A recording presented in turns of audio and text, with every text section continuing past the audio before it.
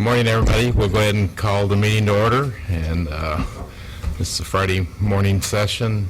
It's September 6th. So I think we'll go ahead and start with, let's see, I believe it was the minutes or commission report? Yeah. I haven't got mine up yet. Yeah, approval of minutes. Did everybody get a chance to look at the minutes? They're in the file. Any questions or corrections?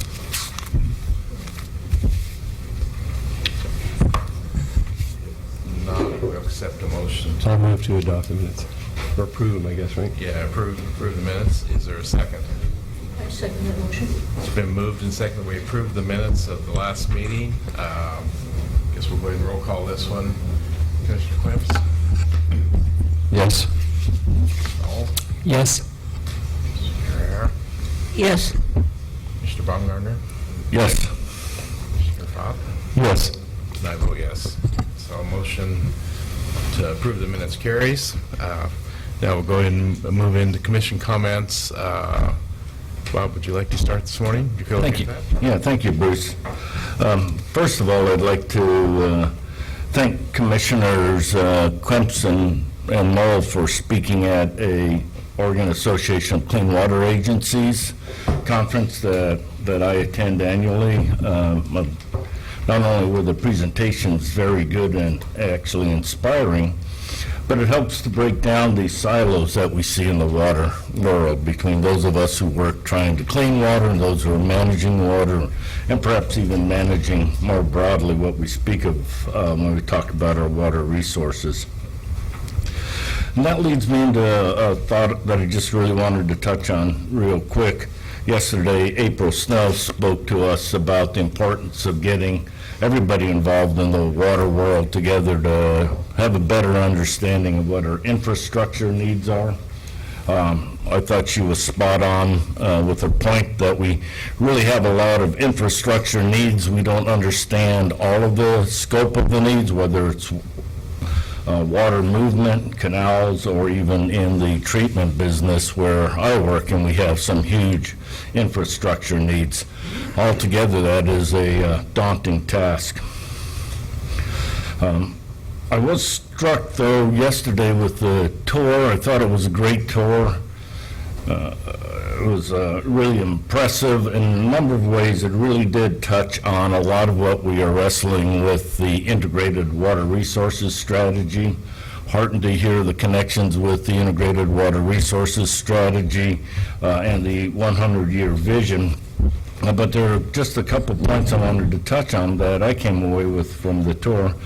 The first part is the importance of having information to be able to measure the resource that we are trying to protect, to be able to understand the resource that we are trying to protect. And even with the advances that we saw in technology, which to be able to make those measurements, it's still a substantial amount of work and effort to get that information. But if we're going to manage the resource, we really need not only those tools, but we need enough resource or enough effort to measure the resource we're trying to manage. The second part, which I think is as equally important, is all the collaboration we heard about. People stepping up, recognizing a problem, and resolving the problem. I overheard somebody speak to the point that no matter how much science you have, if the people aren't really willing to understand that, listen to you, it only carries you so far. But I was struck with people we met on the tour who had recognized the problem and started to look long-term about what it meant for not only them, but for the resource and for the economy, off into the future. And I think that, to me, really justifies some of the investments that we are making in place-based planning, outreach, and providing public support for the efforts.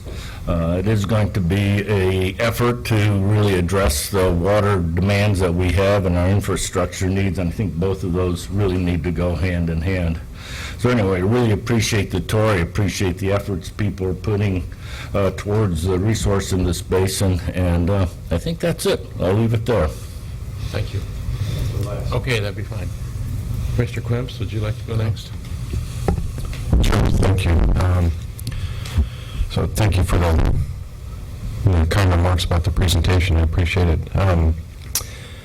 Regarding the tour yesterday, I also really appreciated that, and I think, it was impressive to see the individual stakeholders that invested in those wells, and to hear them say things like, ask why they would do it, and it's because they're water users, they're connected to other water users, and everybody uses water and relies on it, so they're stepping forward and trying to help, and that's impressive, and you can't really get that in a staff presentation. I mean, it's so much more effective, I think, to see it in person, and I think these tours are very valuable, and I hope we continue to do them.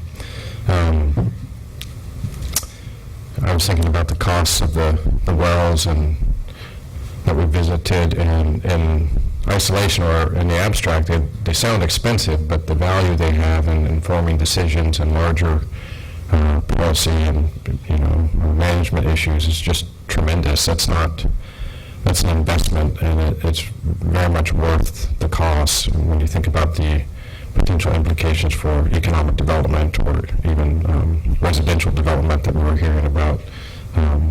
That's important, and I hope I was glad we had elected officials there to see and hear that, and I think that message was consistently received, I hope. I think the tours were great. I wish we would have had a little more time for discussion. It seemed like we would get a presentation and start to get into conversations and exchange and have to go. And so I think maybe trying to allow a little more time for conversation would be important in the future. And I hope we'll continue to rotate these meetings throughout our state and region so that we can see these problems firsthand. Thank you. I think our next meeting is in the home of the best water in the state, isn't it? Maybe? Upper Willamette Valley? You have the opportunity to demonstrate. Well, there we go. We'll do that. Happy to. I too really appreciated the tour yesterday, and because of what I do on a daily basis, I understand the logistics of something like that, and that's a heavy lift. And so Cindy, Raquel, Jen, I'm sure there were half a dozen or more people who had a hand in making that seem like it was, effortless and easy, and we'll just gather, and that's a lot of work. So thank you. I agree, it's always nice to have more time to talk, but the logistics worked out remarkably well. We got to see quite a bit. And I think that's a reflection of the work that you all do every day throughout the water resources world, that people don't appreciate all that goes into what finally gets water out at the end of the tap or in your irrigation ditch. And so thank you for doing that every day. I too enjoyed that Aqua meeting, the Association of Clean Water Agencies. And like you hear me ask questions about it all of the time, the crossover between the water world and the land use world, I think, is just critical. We're not there. Perfect example yesterday that all of the work that's going on here locally, there's no forum, it sounds like, for a connection to look at that within the context of, well, how is this going to impact land use? And I think that one of the most exciting things about the water vision potential is that, because I do think if we can better create the logistics to make it easier for people working in these two separate but totally connected worlds, we'll be in a much better place. And from a timing perspective, it's always uncanny. I think there's an article this morning in the New York Times about Burning Man, the gathering in the desert. And if you want to know what it's like to deal with limited water, go to the desert. But the article is about the Nobel laureate economist Paul Romer, who really looks at how the economics of the information age are, and he was taken to Burning Man because he is interested in seeing how you build a city of 70,000 people over the course of a couple of weeks. And in it, there's a reflection on the role that government plays in terms of infrastructure. And his argument is there are certain things like the layout of a city or the road network or the water infrastructure that government has to play that role, and there has to be some level of eminent domain, and then you create that infrastructure and get out of the way and let the market do its magic. And I just think that Oregon's current conception of the Oregon Way is, yes, everybody needs to participate and we need to hear from everybody. And I think there's a hesitance to say, and now we need to make a decision, and this is what that decision is going to be. And I hope that, as Eric mentioned yesterday, that the commission can play a role in making some of those tough decisions, because we are going to have to make some decisions that don't make everyone happy. And if the Oregon Way can play out in a way that we get alignment behind that, great. And I hope that we can play a role in that. Finally, I couldn't agree more with Commissioner Baumgartner in terms of the role of good science and good information in the decisions we have to make. But the asterisk on that is, in order to get the attention of people, I think we need to work pretty diligently on our communication, because we're pretty wonky and jargon heavy in the natural resource conservation world, certainly in the land world. And yesterday it was just brilliant, but boy, if we use the language that we used in most of the presentations yesterday, we're going to lose people. And it takes resources to take the time to take that good information and rewrite it, communicate it in a way that's relevant to people, such that they say, yeah, I do want to be a part of that. And so the more that we can work on and get resources for communications for our programs, I think the better off we'll be, because all it takes is for someone to be able to say that my water ran out, or something very clear, direct, and relatable to get their attention and their buy-in to a process. So I would encourage us, and would appreciate knowing how the commission could help garner those resources for really directed public outreach communications resources, because I think that we need them. Thanks. Thank you. Okay, I'm going to take a slightly different tack. I was able to contact one of the Central Oregon irrigation district managers to kind of get a fill-in on how this year's irrigation season has gone. Visited with Mike Britton of the North Unit Irrigation District. They are the most junior water user in the basin. And although we've had a fairly decent water year this year and a cooler summer than we've had in the past, they're still hurting. They've had 2 years of not great snowpack, a reservoir that they rely on drained to nearly empty, and the springs that they often rely on through the latter part of the summer are definitely decreasing. So there is still a drought in Central Oregon. The districts, they figured about 30% of their irrigated acreage was fallow this year, because there just wasn't enough water to, take care of it all. And they were getting, their allocation this year was 1.5 feet of water per acre. So they're still getting decent crops, as long as they don't get a hailstorm at the end of the season. The cropping still looks pretty good. The other thing that happened is we lost one of our leading lights in the irrigation world. Elmer McDaniels passed away at age 90-something or other. He had retired from 3 different irrigation districts. The current one was Tumalo Irrigation District. So it's a big loss in the irrigation world in the Pacific Northwest. His knowledge and skills and mentoring was, felt widely throughout the Northwest, in both in reclamation as well as in the irrigation world. And other news on Central Oregon front is that the Habitat Conservation Plan that the districts have been working on for the last 12 years is ready to go final and be published in the Federal Register and ready for open for public comment, probably later on this fall.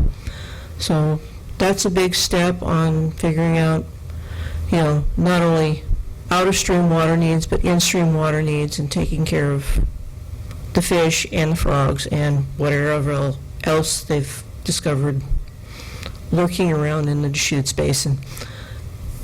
Other than that, I loved the tour yesterday. I'm sorry, I'm one of the geeky wonks that really like all the technical jargon and the geology and then this and the that.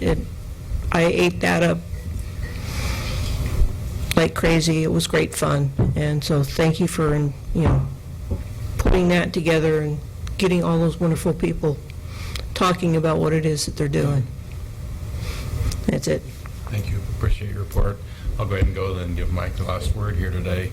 I too want to thank the staff and everyone for the tour. To have 4 legislators there, current legislators, was just really, really good. And to have one-on-one time, I mean, you just don't get that. And I think all of us as commissioners had one-on-one time with various legislators to talk about issues and their vision of where they're going, the new water committee.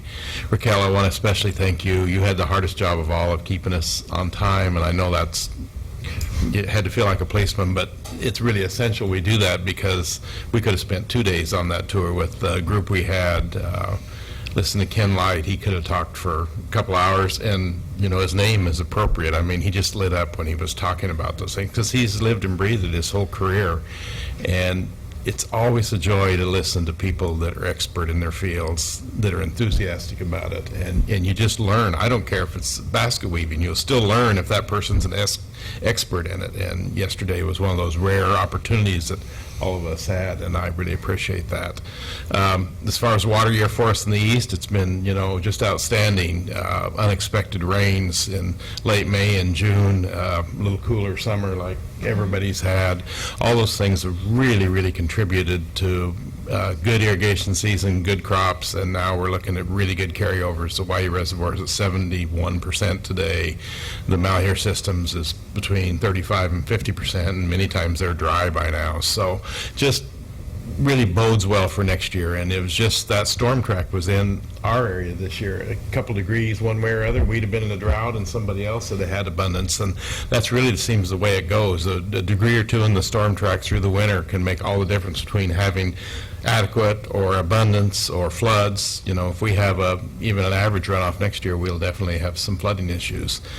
Other thing I want to talk about a little bit was aging infrastructure on the Waihe this year. We had an infrastructure problem. Our canal system is over 600 miles long of canals and laterals, but our main canal, just coming from the reservoir, goes through very rugged territory, similar to what we was in yesterday of canyons. One such area, the Snively siphon, is an inverted siphon carrying 1,000 CFS to 67,000 acres of irrigated farmland in the valley, and it's a 14-foot diameter siphon, and it's concrete transitioning into steel, 14-foot steel pipe built on the side of a mountain and then going through on a 45-degree or more angle canyon that it's going through. And that's sprung a leak this year in the concrete part. Not major, but just kind of spraying out like it was after we'd been running about 2 months. And so what to do? Well, on small pipelines, and you'll laugh at this, but the old way we would do it was you put horse manure in it, and it will plug those leaks if it's not too major, and also sawdust. And so we didn't have enough horses to get a truckload of horse manure for 1,000 CFS, and we didn't know really if it would work. But anyway, the district employees got a dump truckload of sawdust, about 10 cubic yards, and went a half mile up, dumped it in, and it went through some curves and things that caused it to mix really well with the water. And as soon as that hit, within 30 seconds, it sealed the leak and got us through this year. But that's going to be another infrastructure issue that we'll have to deal with this year. And every year we're having more and more of those to deal with that is just going to keep growing. And as we look at the projects around here and all through the state of Oregon, all of our projects are 100, 90, 80, 70, the newer ones are, 50 and 60 years old. And in our area, that the reaction we're having is alkaline reaction to the concrete, and so that's causing deterioration. And of course, we're in a very alkaline soil area, and the aggregate they used when they built those projects was alkaline, and so we're having the reaction. And those old structures are breaking down, and there's going to be more and more of those kind of things that, horse manure and sawdust is not going to fix. But we get by for now, but those will have to be addressed on a yearly basis. Last year, we had over $1 million repair on our Mount Here siphon that goes through the valley for 5 miles, and just a small portion of it was $1 million to repair on that the irrigators had to pay. So we know that these kind of things are coming. This is just a small example of the whole state's issues that we have to deal with. And so I think we need to continue to be aware of that, and that was some of the things got to talk about with the legislators yesterday on our tour. And I don't think anybody has any answers, but it's going to take a collaborative, cooperative effort of local people identifying the problem and putting resources into it, of, state, and then ultimately national. And it can't all be done at once, but if we don't work on it, it may all collapse on us at once, or major portions of it. There was right after our meeting in July, and when we was dealing with this, I got a text from one of my sons, and it was about an irrigation district, and it was very similar to ours, and I kept reading this, and I thought, did we have a collapse I didn't hear about last night? They'd had a tunnel collapse in theirs and dried up 67,000 acres, and that was in Nebraska. Or in Colorado, I think it was on the border there, that they'd had a major failure. And you're going to hear more of those kind of failures happening around, and it could be in Oregon at any time. I mean, you just don't know. These systems are fragile and in dire need of maintenance and repair. And, like when it was in Wallowa last year, we saw the problems with the Wallowa Dam, and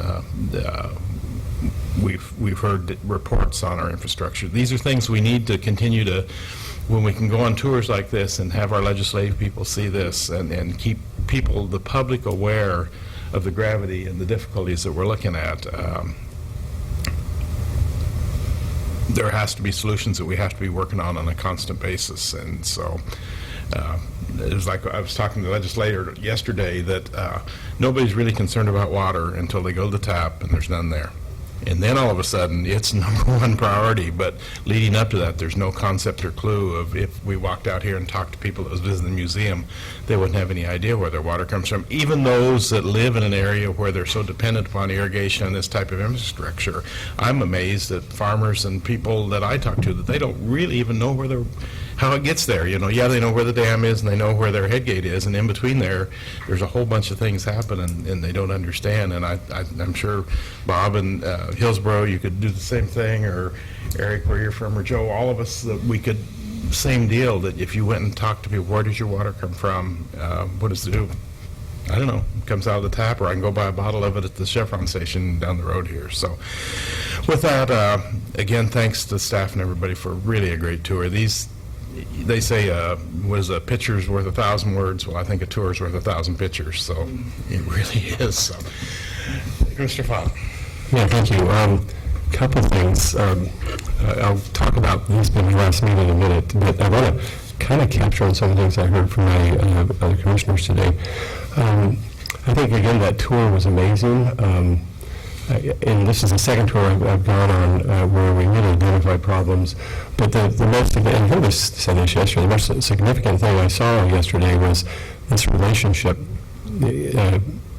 partnership that's happening between the department and the users. We may be using jargon, but it's resonating. I don't know if the translation to the users is working. I tried to thank each of those owners yesterday, and to hear them say that I'm in it because I'm part of water is I think, directly a result of the work that this department staff is doing with their constituents. And that's when we talk about heavy lift, about the enormity of the infrastructure, nothing is more important than that relationship that you guys are doing. So I just really was amazed at that yesterday. It almost was a little giddy. I'm sorry, I just said that. Giddy either. But good work. I mean, that's the time that takes to build those relationships for just 14 locations. I just think about in my career in public works, how much time any one project takes with the outreach. But to do it and really care about the people you're working with, That's special, and so that's organizational, and you guys should be proud of that work. I'm proud of you for the work that you're doing. I want to kind of talk about the water and the land use. I just want to add a context to that. It isn't that land use doesn't include water, because they all have the water master plans, transportation plans, including their comp plan, so there's a component there. I think the silo conversation, though, that you bring up is a valid point. We so often, hunters are in their world and public works are in their world, or wastewater, and opening those silos are important. But I do want to make sure everyone understands there is a connection to land use and all of the environmental issues. So the other thing, so I'll start talking a little about the final meeting for some of us here, and we'll start there now. So as I thought about this being my last meeting on my recent bike tour, and I rode from Astoria to Mount Vernon, I was struck with how many small communities are really out there, and how many communities really need help in terms of long-range planning, water planning, transportation planning. And I think Bruce, you spoke to how big the issue is and how scary it can be. But the reason I was so getting yesterday about water master planning, I'm going to connect the two, the 100-year plan, is that if you keep thinking that it's too big and it's going to scare people away, you're never going to get a solution that is comprehensive. And when you take the 100-year plan and you really look at everybody's needs, I mean everybody, all of our constituents, anybody that's using water, wastewater, irrigation, municipals, and you really look at how bad the situation is, we can then form a long-range plan and prioritize. I mean, I'm still struck with 7 high-risk dams out there, but we have so many issues that it's tough for us to figure out how and when to go to ask for money for projects. When you have a plan that people buy into, that's the critical thing, getting back to relationships. When they buy into that long-range plan, you'll start seeing those things. We'll start talking about, when you talk about infrastructure and irrigation and on communities, what's the smartest infrastructure upgrade? Do we just put the same thing again, or do we look at the fact that we don't have enough water? Do we look at conservation, different ways to do the work, because we're limited? And when you take a comprehensive look at things, we get them done, and we get them done in the long term. So it's going to be a painful process, but I'm so pleased to see the department and the state getting ready. And again, when we talk about silos, to look at all the interagencies that are going to be involved in that process, that's a big deal. You got DEQ, OWEB, who awards a lot of money out there, and the department. If they can all work out a good plan, a painful process, I'm not going to, I've been through a few master planning processes. They can be painful, but the outcome at the end of the day is so powerful. I mean, you'd be amazed at how quickly money starts following a comprehensive plan. People, once they're on board with that, the money will follow that. And I think you saw that with the transportation system funding here recently. So kudos to that process that you're in. And I'm sad that I won't be here for that, because I like that kind of work, and it's been pretty much most of my career is planning in the public works arena, but the outcomes are just invaluable. So I want to talk a bit about staff in this department. I wasn't sure what to expect when I came here. I've only been here 2 years, but this staff is so amazing. I haven't met everybody, but the culture is, I don't care who I meet within the department, the culture is always the same. You're the most caring group of people that I've met in my industry. And I'm not taken away from the staff I've had in the past who are great people, because I don't want that message to get out. Yeah, be careful what I say, right? Because they were also, but you guys, there's something special going on here. You're on your way to some great things. This interaction that you have of caring about, so it's a regulatory organization, so it's easy to say, here's the rules, here's what you have to do, but somehow your staff, us, I guess today, us, have decided that there's a way to administer rules and still be humans. And again, that's a heavy lift, and that's an important lift. And we see great successes where there's that relationship building around the state, where you, base-based planning, everywhere where this department is engaging in that process, we have more successes. So kudos to that, and please keep that up. I can't be more proud to walk around and tell people I'm part of this organization because of the work you do. You really make me proud. And so for that, I want to thank you. Even though I'm not here for a short 2 years, this has been a really good gig for me. I just can't believe how easy you make that for commissioners, and I don't know how you guys feel.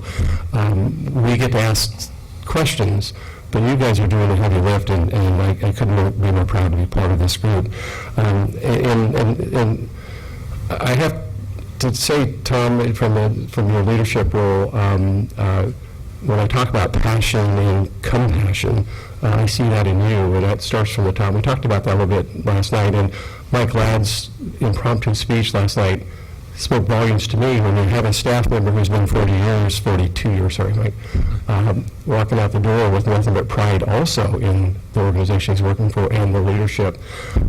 Good job for everybody. It's a proud time for me to be, and sad time for me to be walking out the door, because I think you're just getting started on some big things. I do want to talk about, in terms of relationships, all of you that follow every meeting and spend the time sharing your thoughts with the commission. It is so powerful. I think you equally are seeing the importance of relationships and following what the issues are. And I want to thank you, because it was helpful for me to really figure out the issues that were before us. And so thank you, all of you, for following. I've done that as a staff member on the transportation side. That's also not an easy lift. You have a busy job, and you're taking the time to follow. So thank you equally for all of the time and investment you've had on water issues statewide. It's very important. And then finally, I want to thank all the commissioners. You guys are a great group. I'm going to miss all of you guys. It's an amazing, and we all come from a different walk of life, but it's a very good combination of people. I want to tell you, these guys really care also about water and about where we're going. So this whole department's in good hands, and as I walk out the door and say thank you for letting me be part of it, as opposed to gosh, I wish I could have done more. I wish I could have done more, but thank you for letting me walk with you for a couple of years, because it was a really great learning experience for me. So we're going to keep talking. Anyway, I just leave that. Thank you, and I'll miss this group a lot, and great community I have here, Tom. So thanks. Thank you, Mike. Appreciate those comments. And, before we move to Director Byler, I'd just like to remind the audience, if anyone has any comments today, please fill out the yellow sheets just outside the door and give them to Cindy, and we'll have an opportunity for you to speak later if you feel so inclined. So thanks for all your comments, commissioners, and we'll go ahead and turn the time to Director Byler to give us director's report today. Thank you, Commissioner Korn. I'm going to try to be brief, and you'll note in the director's report materials there's not a whole lot of items there. Just briefly, checking through that list that's contained in the report, there's an update on the Umatilla, the work that we've been doing with the Northeast Oregon Water Association. That work is ongoing. Progress is being made in terms of implementing that project. Just as a reminder, this project was funded many years ago, and it's a great example of how complicated things can be for a project to move forward. It's a complex world that we live in the water world, and I just think that it is a reminder to us all.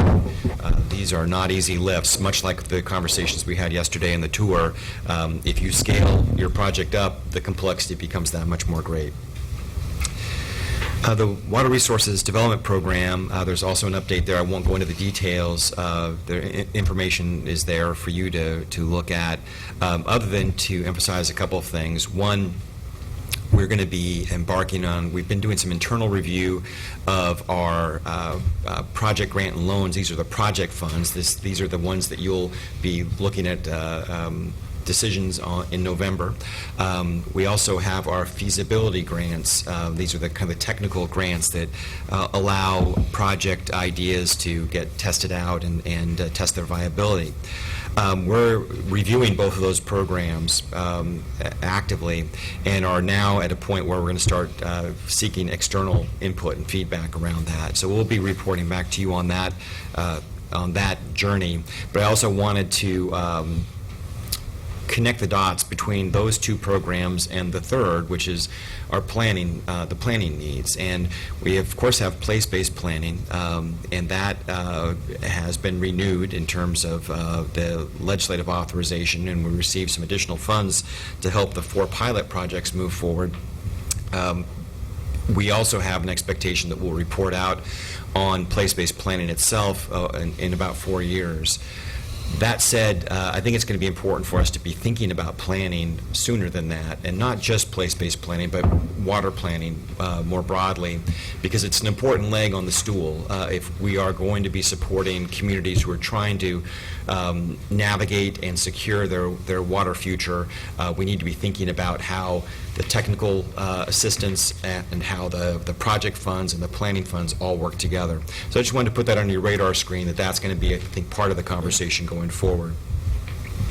The other thing I'd mention, second thing around the Word Up program is there is and this relates directly to the 4 pilot projects, is there's a meeting next week, I think, on the coast with the leads of the pilots, where they're meetings for several days. It's part of the learning partnership that we've reported on with you all, that has been ongoing. The Ford Foundation has been part of that, and it's been a great way for the groups to learn from each other as they've been blazing this trail around place-based planning. Well, the meeting next week, they've invited the agencies, state agencies, to participate and at a high level. And so Doug and I will be headed over there. There'll be directors from a number of other state agencies, and it's going to be a conversation about, well, as we develop these plans, what's next? How do we work together better going forward? And I think it's a great opportunity, and it's a great opportunity for us to start thinking about the silos that we inhabit, and ways for us to successfully work with each other so that those don't become obstacles going forward. So we'll report out to you on that as we go through that process. But I wanted to put that on your radar screen in the spirit of the partnership discussions we've been having. I think that's a great illustration of how we can start to work through those and try to address those up front, rather than having to deal with it too far down the path. Third item, litigation update. I won't go into the materials there, other than to mention that it's a much shorter list than you've seen in the past. I'm giddy about that, I'll tell you. I'd like to take credit for it, but I think it's sometimes sometimes the wind blows hard and sometimes it doesn't.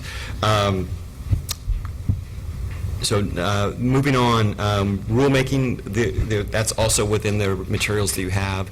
The only point I'd make there is that we're going to get busy this biennium. There's going to be a lot popping up in terms of rulemaking in various different divisions and programs, which is good. I think that, quite frankly, our agency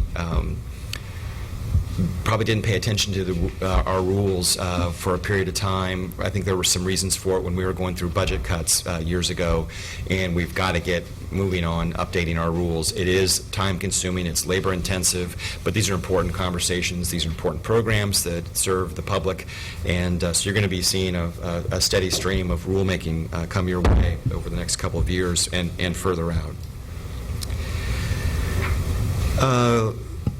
The other item I wanted to mention, this is not news to, I think, folks in the room here, but I wanted to say something for the record. It's just to recognize Martha Pagel's passing, former agency director of the Water Resources Department, water attorney, and just to recognize her contributions to the world of water in Oregon, which were significant.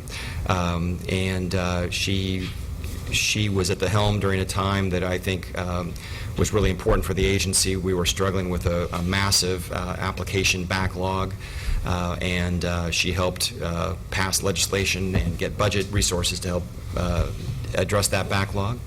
And she also, I think, was at the forefront of helping shape the culture within the agency. The agency, prior to her arriving, wasn't as collaborative internally as it is today. And I think she started to shift the direction of the agency. And she also brought the spirit that we continue today in terms of trying to be a partner with communities rather than just a regulator. And so I just wanted to recognize her on the record. And lastly, Commissioner Fott, we're going to miss you. We're sorry that you're leaving before your time, but we certainly understand the circumstances.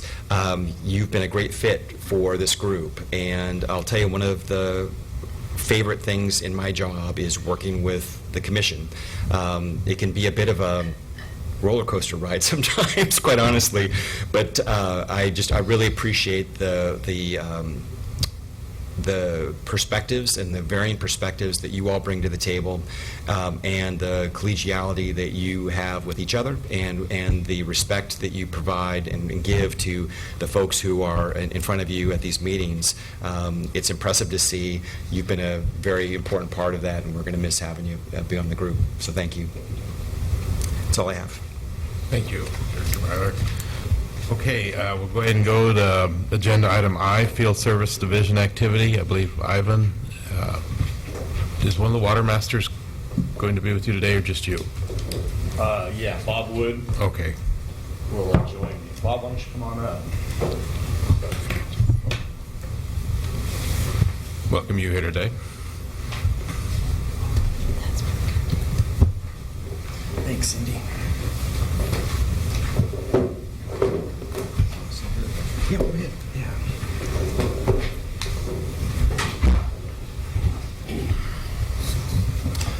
Chair Korn, members of the commission, for the record, Ivan Gall, I'm the division administrator for our Field Services Division. Pleased to present to you today Bob Wood. He's our water master for District 3. Following the division report, Bob will give you guys an update and an overlook of his water master district there. I think you'll find it quite interesting. Welcome.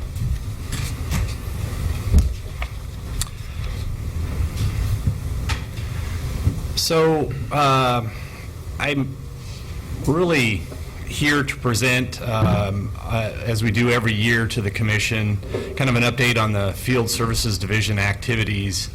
The purpose of that report is to keep you abreast of how we engage with the community and the tasks that we accomplish out there over the course of a year. This report covers the 2018 calendar year, so we're lagging a year, which is typical for us. Happy to take questions along the way or pick them up at the end of the presentation there. Maintaining a skilled and strong field presence is really critical to the mission of managing water here in the state. Our Field Services Division implements the strategy, statutes and rules, and more recently now, the strategic plan that we've been working on as an agency.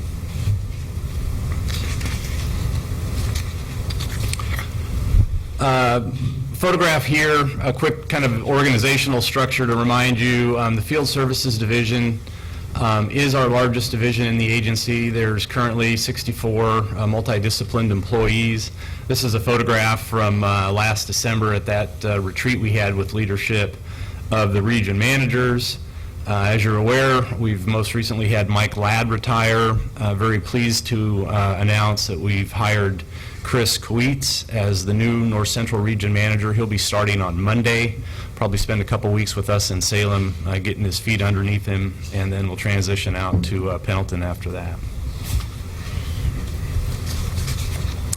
It's the best and most recent picture I can have of most of our division staff. So this is from April of 2019. We had our water masters and well inspectors come to Salem for a couple of days of in-depth training on a number of different topics.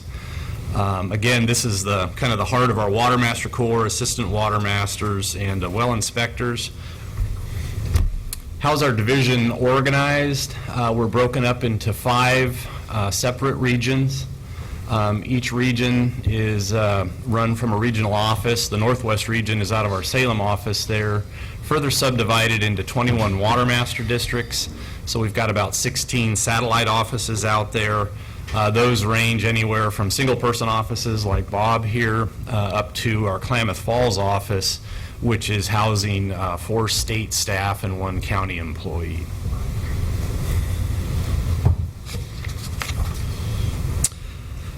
Our team really is the face of the agency out in the public. Public service, one of the core values of our agency, is one of the things we strive to achieve out there. Staff engage on a daily basis with water users, irrigation district patrons and managers, well owners, well contractors, dam owners. We really cover all aspects of water management out there in the field. The public needs to trust in our knowledge and experience out there. We strive to have our staff manage water consistently across the state, and in so doing, we bring them to Salem periodically or work with them locally to continue training and education in a number of different topics there.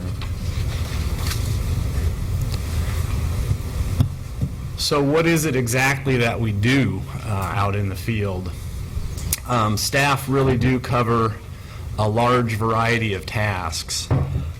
Pictured here, dam safety inspections, hydrographics. We measure streams, operate and maintain gauging stations. Our teamwork within the division is really key in that we support many of the other business lines within the agency. Dam safety program, hydrographics, groundwater data collection. Staff engage and support the place-based planning that's going on. Field staff support the basin studies that have occurred and continue to occur across the state. Traditional duties of water regulation and distribution take up a lot of time during the summer months. Year-round, water masters and assistant water masters are charged with helping review applications for the grant funds that you administer. Water right applications, transfers of water right applications, water masters and assistant water masters all have input into those processes.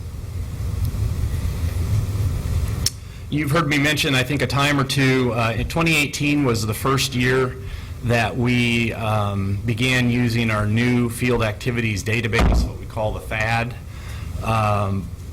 That replaces about a 20-year-old database that was named the Surface Water Summary.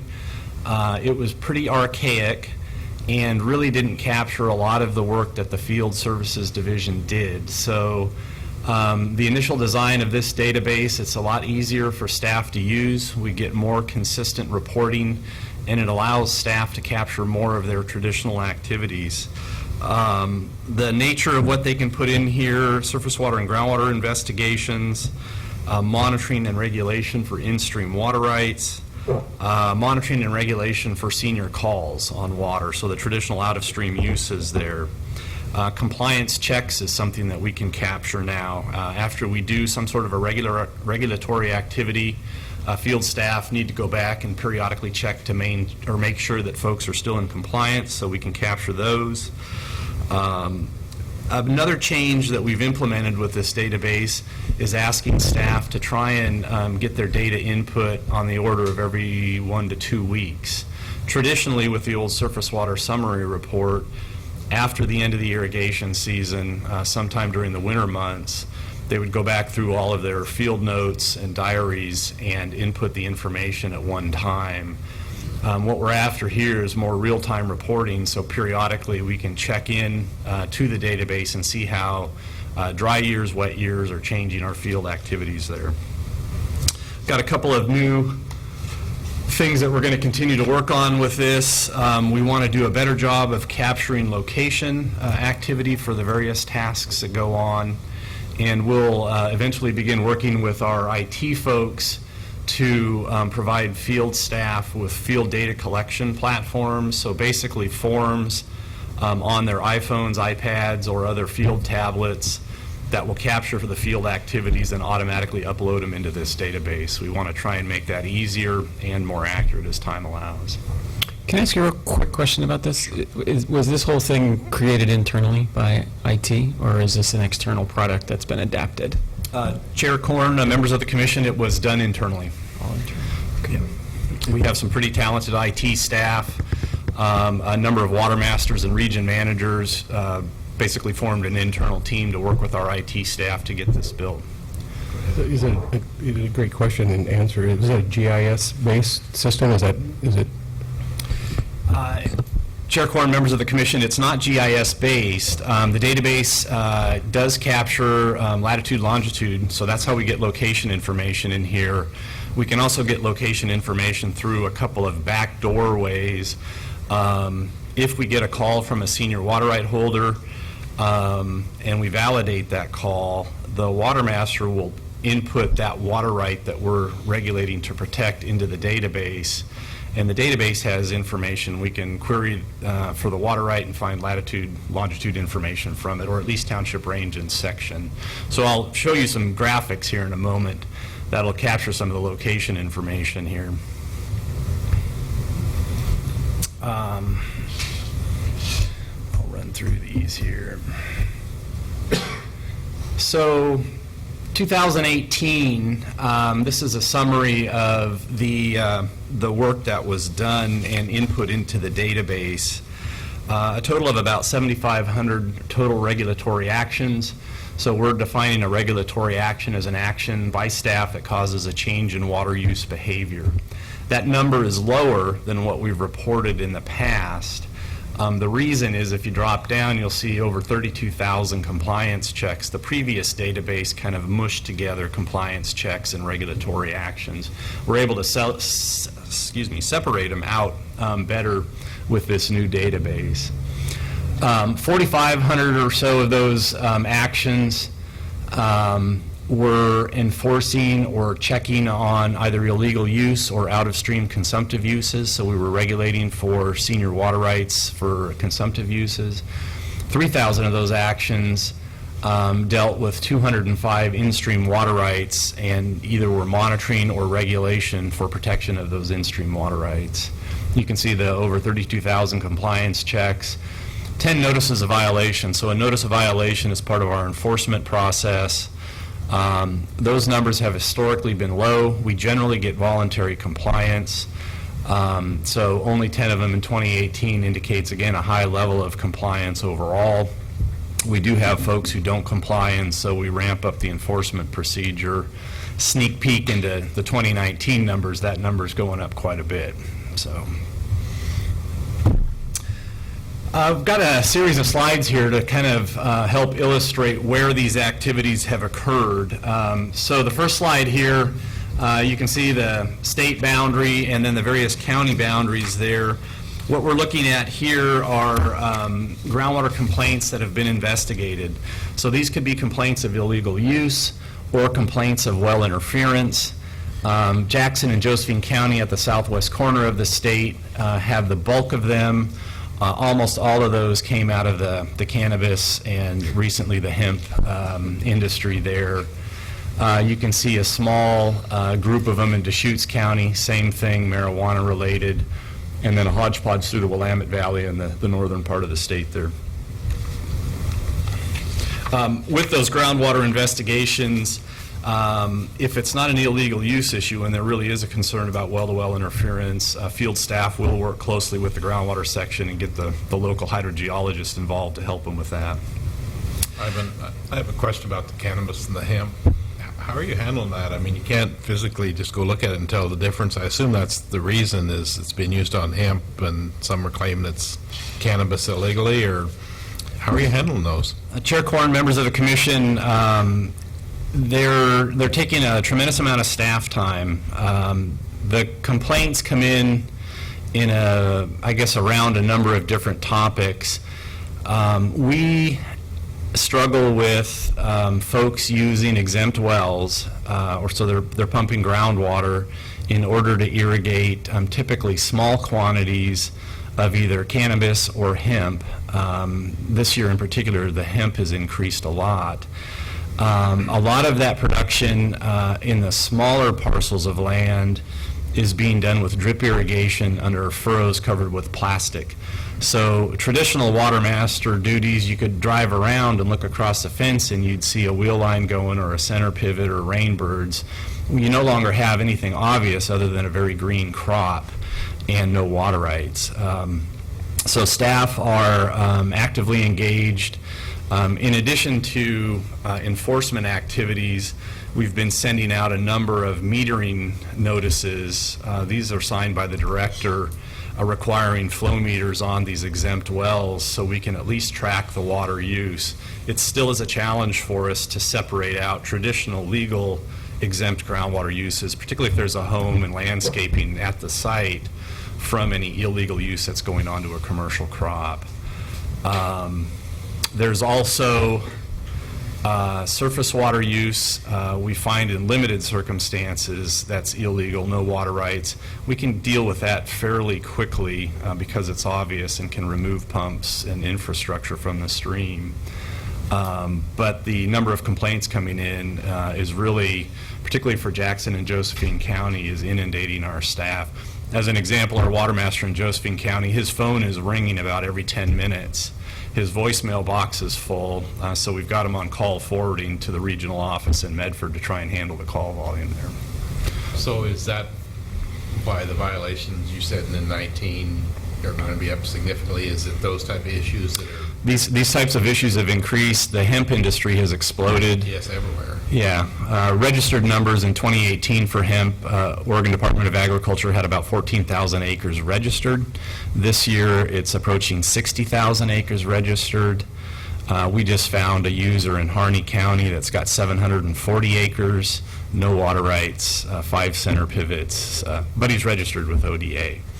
So we're working hard to get compliance on that. That's the worst example we've got so far. So depiction here, these are the stream locations. So these are each dot represents an individual stream that was regulated for a consumptive use or an illegal use.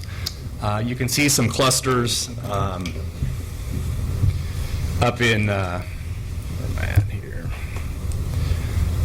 Baker County. So these are the small streams coming out of the Elkhorns, tributary streams out of the Wallowas here, these clusters.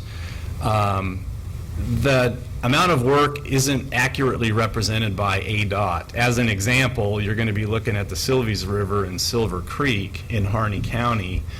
There are hundreds of regulatory activities that can go on the Silvies River as an example, but here on the map it's just represented by the one dot. So these are the stream locations again where the in-stream water rights were either monitored or regulation occurred following monitoring. Same thing again, the dot is a stream location and represents that. It doesn't represent the actual number of regulatory activities or how many times did staff go back to the stream to measure and monitor the in-stream water rights.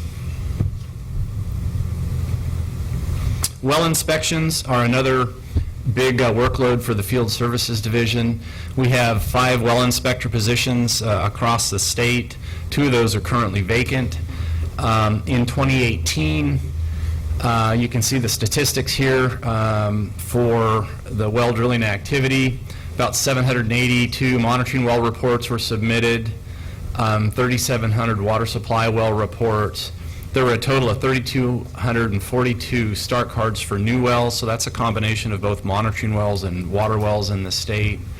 Our staff conducted 947 inspections. We inspected 29% of the new water wells and 28% of the new monitoring wells that were constructed here in the state. Field staff actively support the collection of groundwater data. So you had the tour yesterday in the Mosier sub-basin there. Across the state, our water masters, assistant water masters, hydrotechs, and well inspectors all contribute to water level data collection. These are data that have been pulled from the new groundwater database, so I appreciate the contribution here. What you're looking at, the triangles represent our traditional state OBS well network. So this is a metric that's tracked by our key performance measure number 5. Gold triangles around the state have been measured by field staff, where the triangles are blue. Those are measured by staff in the groundwater section. The circles then represent the other observation wells that are scattered throughout the state. Again, gold measured by field, blue measured by groundwater staff. The distinction between the formal state obs well and or another monitoring well or observation well, state obs wells have been selected for their long periods of record and kind of a commitment by the agency to continue the long-term monitoring. You can see in the Harney Basin a number of wells. I think they've, because of the basin study that's going on, they're currently monitoring over 200 wells in that basin. As a study comes to an end, they'll select from that large group the key wells that they want to continue monitoring in the future, and those will probably get rolled into the state obs well database because of the long-term monitoring commitment there. About 125 of these wells are monitored with the pressure transducers. So you can remember yesterday at the 2 well site, Aurora showed a couple examples of the pressure transducers that we use. Dam safety, another one of the agency's programs. The field strongly supports this. About 950 statutory dams in Oregon. 75 of those are ranked as high hazard, 149 significant hazard, and 729 as low hazard. These hazard numbers can shift around as we do updated hazard classifications for these.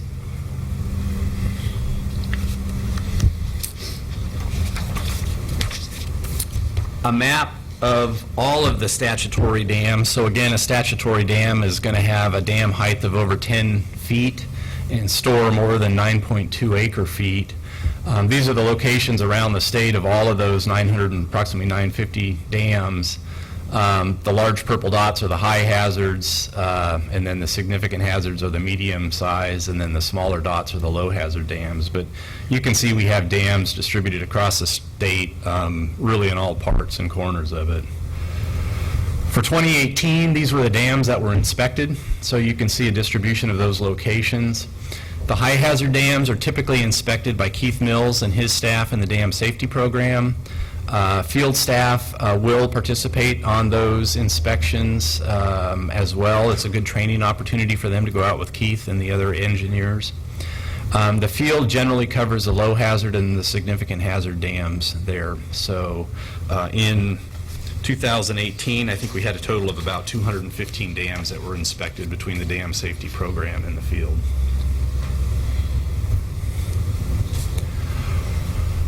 Wrapping up, things are changing in Oregon. Emerging issues, cannabis and hemp are really driving things. Climate is changing for us, and that's changing water supply and availability. We're trying to embrace and are embracing advancing technology. So I mentioned the new database for the field and our attempts here in the near future to get data collection platforms up for the field so we're more efficient, more accurate as we go. So I'll close with that and happy to take any questions. Just a quick comment. I had the opportunity in 14 and 15 with severe drought in Ashland to work with your water master there. Critical part of the team as we were trying to communicate to the community about what they needed to do with drought. And your water master was out in the field contacting me directly, contacting the media. We all were saying the same things, and that was invaluable. It really could have been a problem out there, and it was a problem. We had a drought, but severe drought. But it allowed me to give good data out there and for us to have long-term solutions. So I just wanted to, I know I've been thanking everybody already, but that, from a professional standpoint, working directly with your staff was very impressive. So, Thank you, Commissioner. Any other questions or comments? Just, I'd like to follow up on that, because every year we hear this. I am really impressed by the amount of work that your staff does.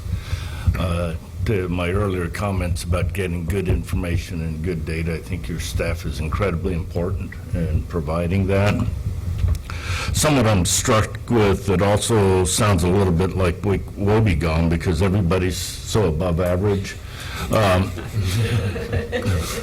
Yeah, every one of these tours we go on, every time we go into an area of stress and conflict, the message we get back is how wonderful the water masters are to deal with.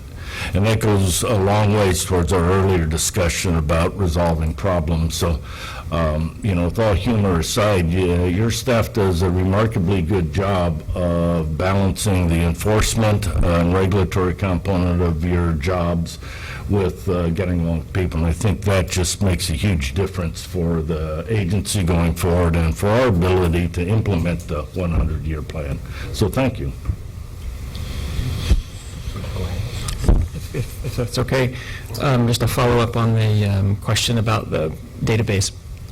I'm curious, I don't know the state's system, but I am concerned from a vulnerability standpoint anytime an organization creates its own software database. And so if there's room to look at, I think back to the tour we took when I first came on the tour internal to the building.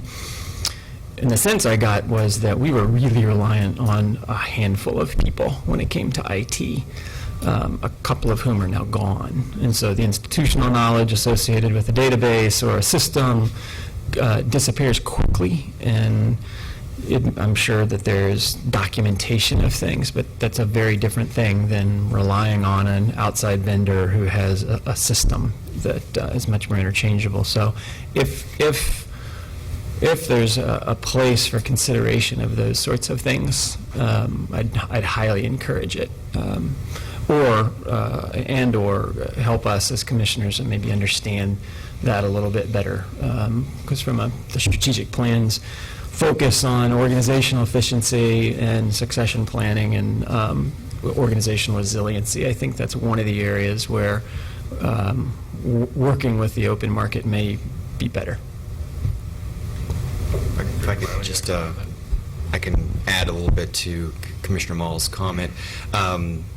Good memory in terms of the tour and the unique skill sets that we had on our staff at that time, which we don't have today, and we are transitioning as a result of that.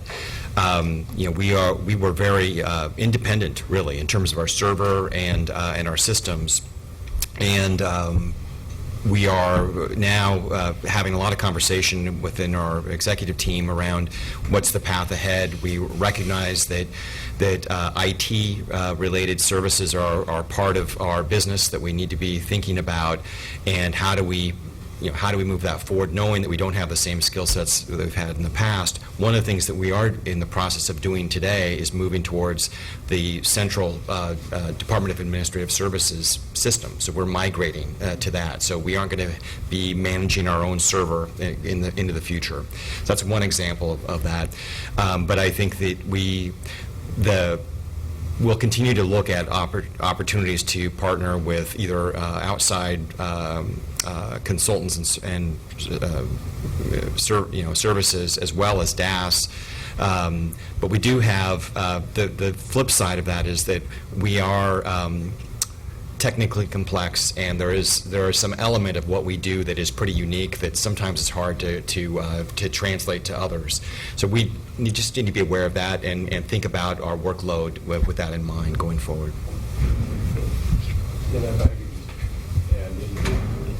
I was fortunate in my previous job to have a GIS team that While they built the programs for us to track, they were the program itself, the data was driven by us, but not the program. So they were, and I am assuming this isn't the program that your IT people are writing language. You're right. So I think, and that was the assurances I had, and I watched that work really well with the spatial documentation was so powerful for us to use and get information out. So I think that there's some security there as long as you're tracking that, and you're to the point it's just data entry. And I agree with the complexities within your organization, Public Works or the sciences, that the type of data that you need to track are really important, and it's the folks that are working on that we're going to have that whether they're here now or the next generation of folks coming in. So there's pros and cons, I think, to that. And it was powerful data for me at the time. I wouldn't have done any differently than sometimes you bring canned programs in and you just can't manipulate the data enough to get the outcome that you want because it's not specific to your needs. And so there's pros and cons both ways. Any other questions or comments? Mr. Chair, could I just want to, if I may, I want to emphasize some of the points that Ivan was making relative to the Field Services Division. And one thing to point out is the breadth and scale of the knowledge that our water master and our field folks need to have to be successful in their jobs is pretty darn impressive and frankly a little overwhelming.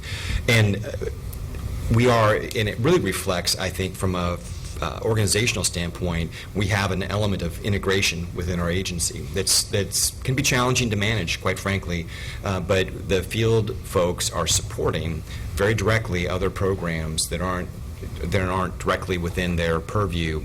I think it benefits us as an organization, but I recognize that it throws a lot on the backs of our field folks. They perform extremely well under those circumstances. It's important for us, but it's a challenge, I think, to have, given the technical complexity, the legal complexity of our programs. We're putting a lot of responsibility on our field folks. They do a great job. That said, I also wanted to connect that to Commissioner Mall's comment about communicating externally with this complexity that we operate in, and that's also an area where I have to tip my hat to our field staff. Engaging with water users and the general public on these issues is not an easy task. You can't necessarily talk about what you're doing in the terms that are embodied in our rules or in our internal practices. You have to be able to translate it in a way that folks can recognize. And I think that's a skill that we definitely appreciate and want to build on because I think it's an important tool for our staff to be successful in their work. Thank you. Further comments or questions? Did you have a presentation you wanted to give to us today? Okay.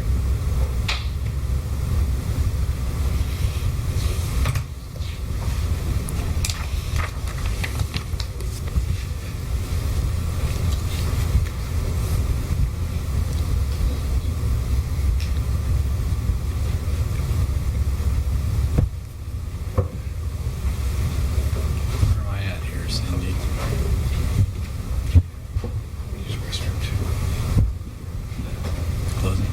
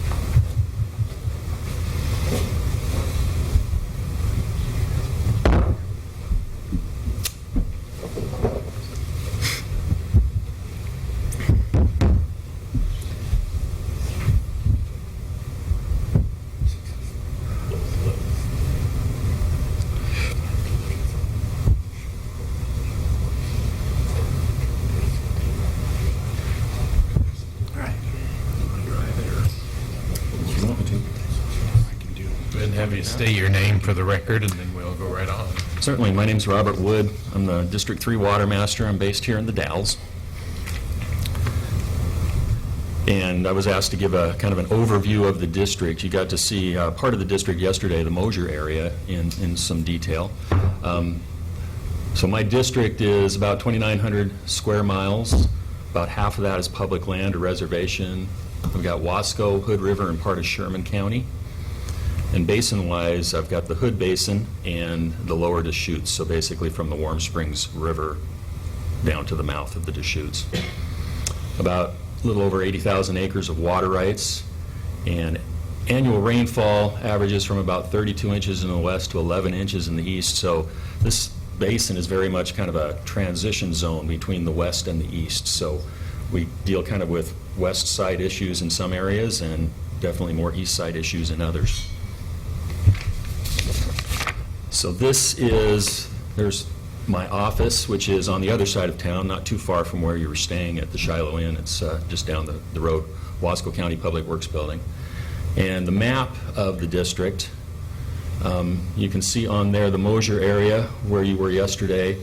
We've got the Hood River Basin, which is, I believe the commission was there 3 years ago, something like that, or cleaner. And then, of course, the Dalles. The Dalles is a critical groundwater area in and around the Dalles. We've got 15 Mile Creek, 8 Mile Creek, and then further south down here is Tie Creek and Badger Creek, which I'll talk about here in a minute. So it's kind of an overview of my regulation duties. We've got approximately 240 junior water rights that I have to regularly regulate off each year. So from mid-June to about mid-October, I spend about 3 days per week just dealing with regulation and distribution. So Badger and Tie Creek, Tie Valley, which is kind of South Wasco County, regulation down there is mostly based on a senior call. So the senior water rights down in Tie Valley make a call on the creek, and then I bring the water down to them. It's a kind of a challenging system in that the junior users upstream, Badger Ditch and Badger Lake, are fairly remote. Water typically takes between 24 and 48 hours to get down through the system to the seniors. So it can be challenging, especially when it's really hot and the demand is high, to get that water down to them. Also, the ditch and the head gate are fairly remote, so it takes a lot to get in. Both areas are in wilderness, or the head gate is surrounded by wilderness area, and so is the lake. So getting in can sometimes be a challenge. 8 Mile Creek is a tributary to 15 Mile Creek, which I'll show you in a minute. And regulation there can be based either on a senior call or in-stream leases. So 15 Mile Creek, priority dates range from 1856 through 1984. And the in-stream priority dates also range from 1856 to 1984. So we've got some of the oldest water on the creek leased in-stream. And the priority dates for in-stream use range, they run the gamut through there. The other thing about 15 Mile that is unique is we've got a 26-mile long losing reach. So basically from the city of Dufur, which is about 15 miles south of us, down to fairly close to the mouth, we can lose up to 50% of the flow. And it can be challenging to protect those in-streams through that losing reach. Also on 15 Mile Creek, steelhead are listed as threatened under the ESA, so that is also a major concern. And Pacific lamprey are a species of concern that are being studied by the Confederated Tribes of the Warm Springs. So as I mentioned, the challenge on 15 Mile Creek is really that losing reach. And because of that losing reach and losing those flows, protecting water in stream can be difficult. The department, we've worked closely with the Freshwater Trust. They have a large interest in leasing and protecting water within 15 Mile Creek. So what we have done is to establish a series of near real-time gauging stations. So we've got 5 gauging stations and 3 staff gauge sites, and basically it's a lot on a stream of this size, but what it allows me to do is to actually calculate out what are those losses. And then combining the gauging stations with the flow meters, so all the significant diversions have flow meters. We're able to subtract out exactly how much water is actually being used, so we can further define and refine that number of exactly how much water is actually being lost. And then the in-streams can be prorated based on what's going on the creek. So if we're not showing any losses, I can protect that full amount in-stream. If we're showing 50% or more, then those in-streams have to be prorated to avoid injury.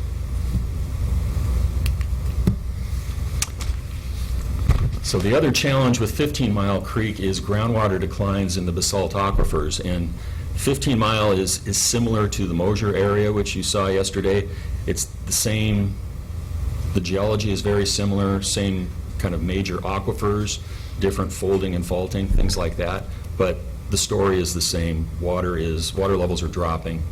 And that in and of itself is a concern, but add that to the losing reach, and then it becomes this thing of, how much is groundwater pumping affecting that losing reach? And we don't know that answer yet, but the thing we're doing is we've got about 100 wells that we measure on a quarterly basis out there, and we hopefully we'll do a groundwater study out there sometime in the future. So another thing going on with 15 Mile, the 15 Mile Watershed Council started this 15 Mile Action to Stabilize Temperature, or the FAST program, back in 2013. And basically what the program does, it uses a temperature model that was developed by ODFW in conjunction with OWRD flow data, and it determines when fish are most at risk of take. And then, because it is voluntary, the landowners get an email that notify them, basically it's this little graphic right here is updated every day, and it's just really easy for the landowner to look at that and read.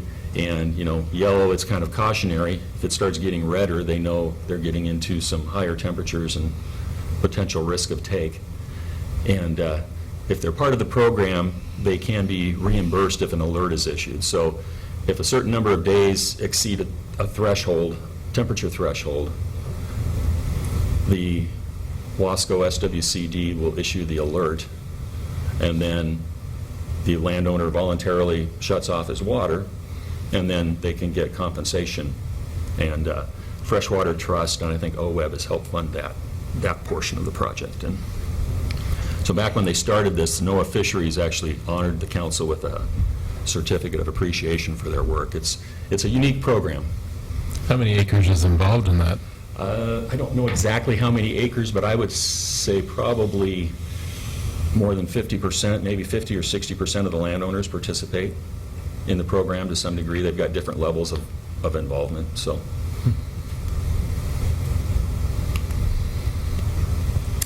something else the 15 Mile Watershed Council has been working on, they've applied to OWRD for feasibility study grants. So they did a surface water feasibility study in 2015 to look at above-ground storage options. The study identified 3 possible reservoir sites that could store upwards of 4,000 acre-feet. Unfortunately, the cost of actually developing these sites was determined not to be feasible right now. However, in 2017, they did apply for another feasibility study to look at groundwater storage. And that one is wrapping up now, and it's actually looking more promising. So, What's the significant difference in cost between groundwater storage and can you just economy of scale? ballpark, I'm not usually a good number guy, but as far as money goes anyway. But from what I understood, the biggest cost factor with surface water was addressing some of the concerns about water temperature. And rather than releasing water to the stream, it would be piping it directly to landowners out of the reservoir. And that brought the project cost up by several million. So this way, doing the groundwater option, they don't have all this other extra infrastructure. So I'm not exactly sure the exact cost breakout, but it's quite a bit less, I think. Anyway, they are looking at doing a small-scale test project, and they're going to be looking for funds for that here in the near future. If I could, please, for the record, Doug Woodcock with the department. In talking with one of the local consultants, local to Oregon, that works a lot with aquifer storage and recovery and other water issues, informed me a few years back that ASR, aquifer storage and recovery, is about 1/3 of the cost of traditional above-ground storage. Thank you. Thank you, that's helpful. Okay. So, moving on, some other water projects. Oh, sorry, was there a question? Just a comment, Doug. I'm a little surprised at that. I know in the Umatilla Basin, there was a challenge with, paying the cost for putting the water in the aquifer and then taking it back out. And so there wasn't a lot of interest in that, as I recall. So I just think there's context to it that might...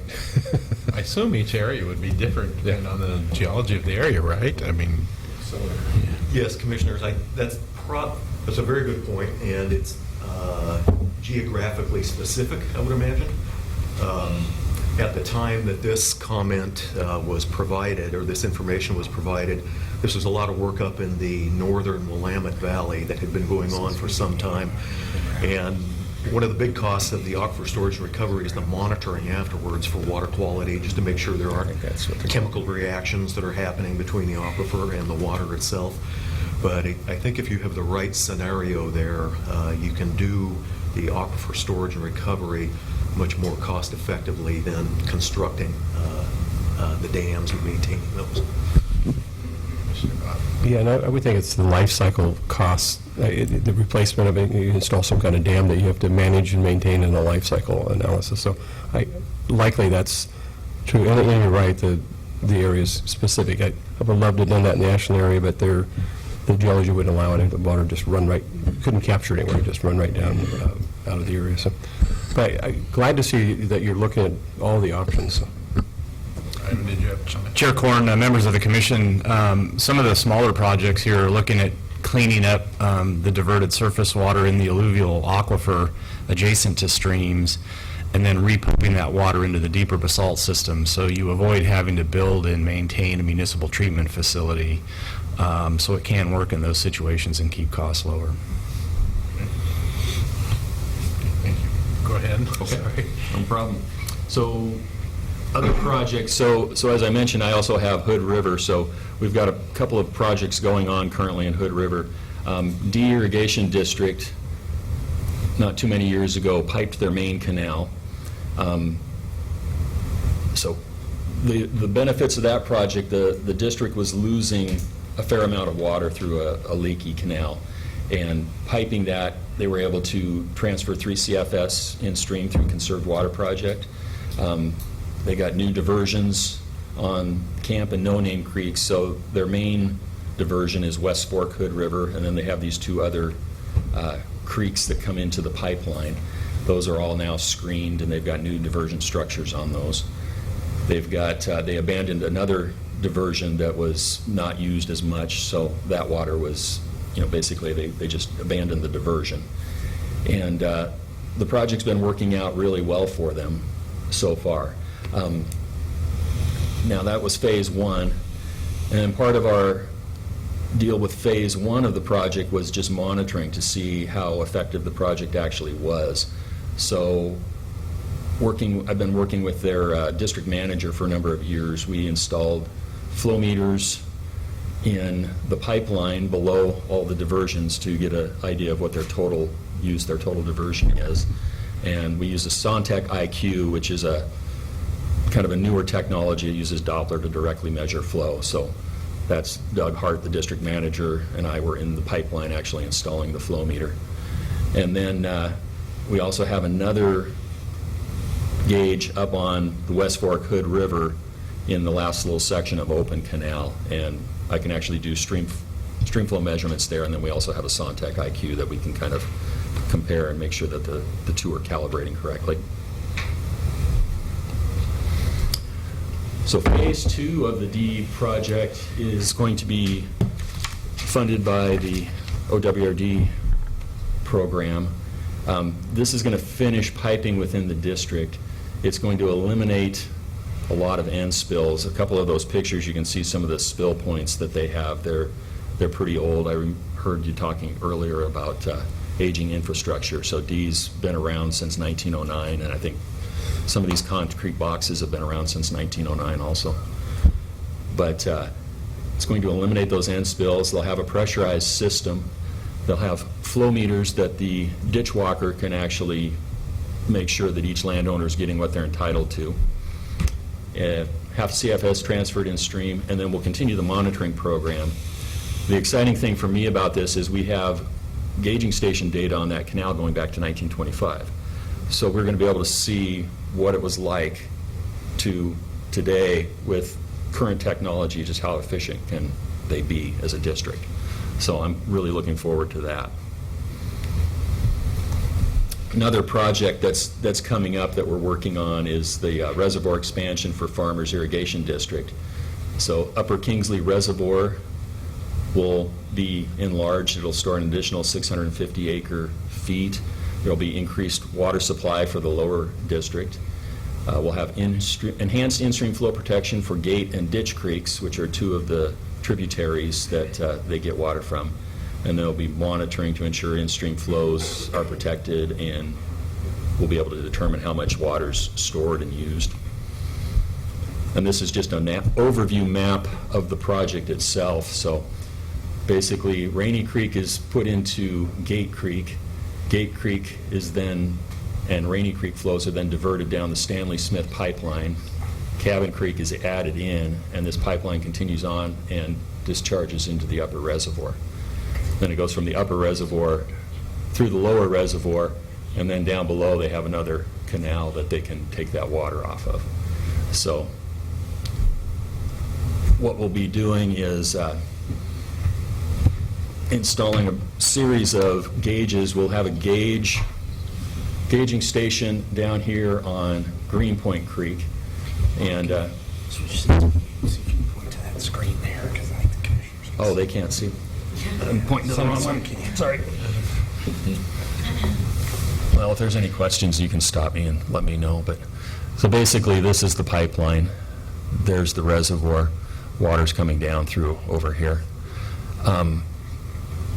So what we'll end up with is we're going to have a gauging station down here on Greenpoint Creek, which will be used to make sure that the minimum 90 CFS flow is met when they're actually storing water.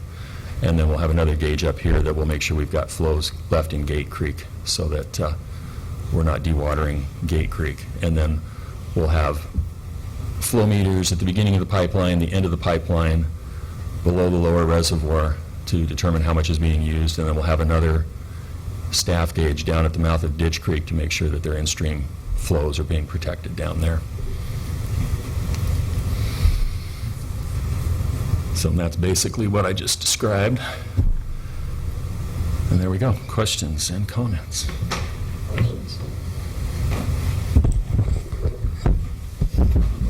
Again, thank you for, this is the kind of information we need, so thanks, great presentation, and really nice to meet you, so. Nice to meet you too. Thank you.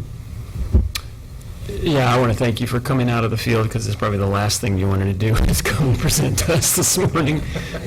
So I appreciate that. I got a couple of questions just for my continued learning 101, and for context. I'd sort of like to make a motion that in the future, all of our meetings are 2 days in the field and 1 day here at a desk. But just for context, to understand that 8 Mile Creek example you gave, the wilderness area sort of diversion, what are the junior water rights using the water for, if they're that remote? Badger, yeah. Badger and Tie Creeks. Yeah. So the Badger District Improvement Company is up above, higher up in the system than the lower Tie Valley users.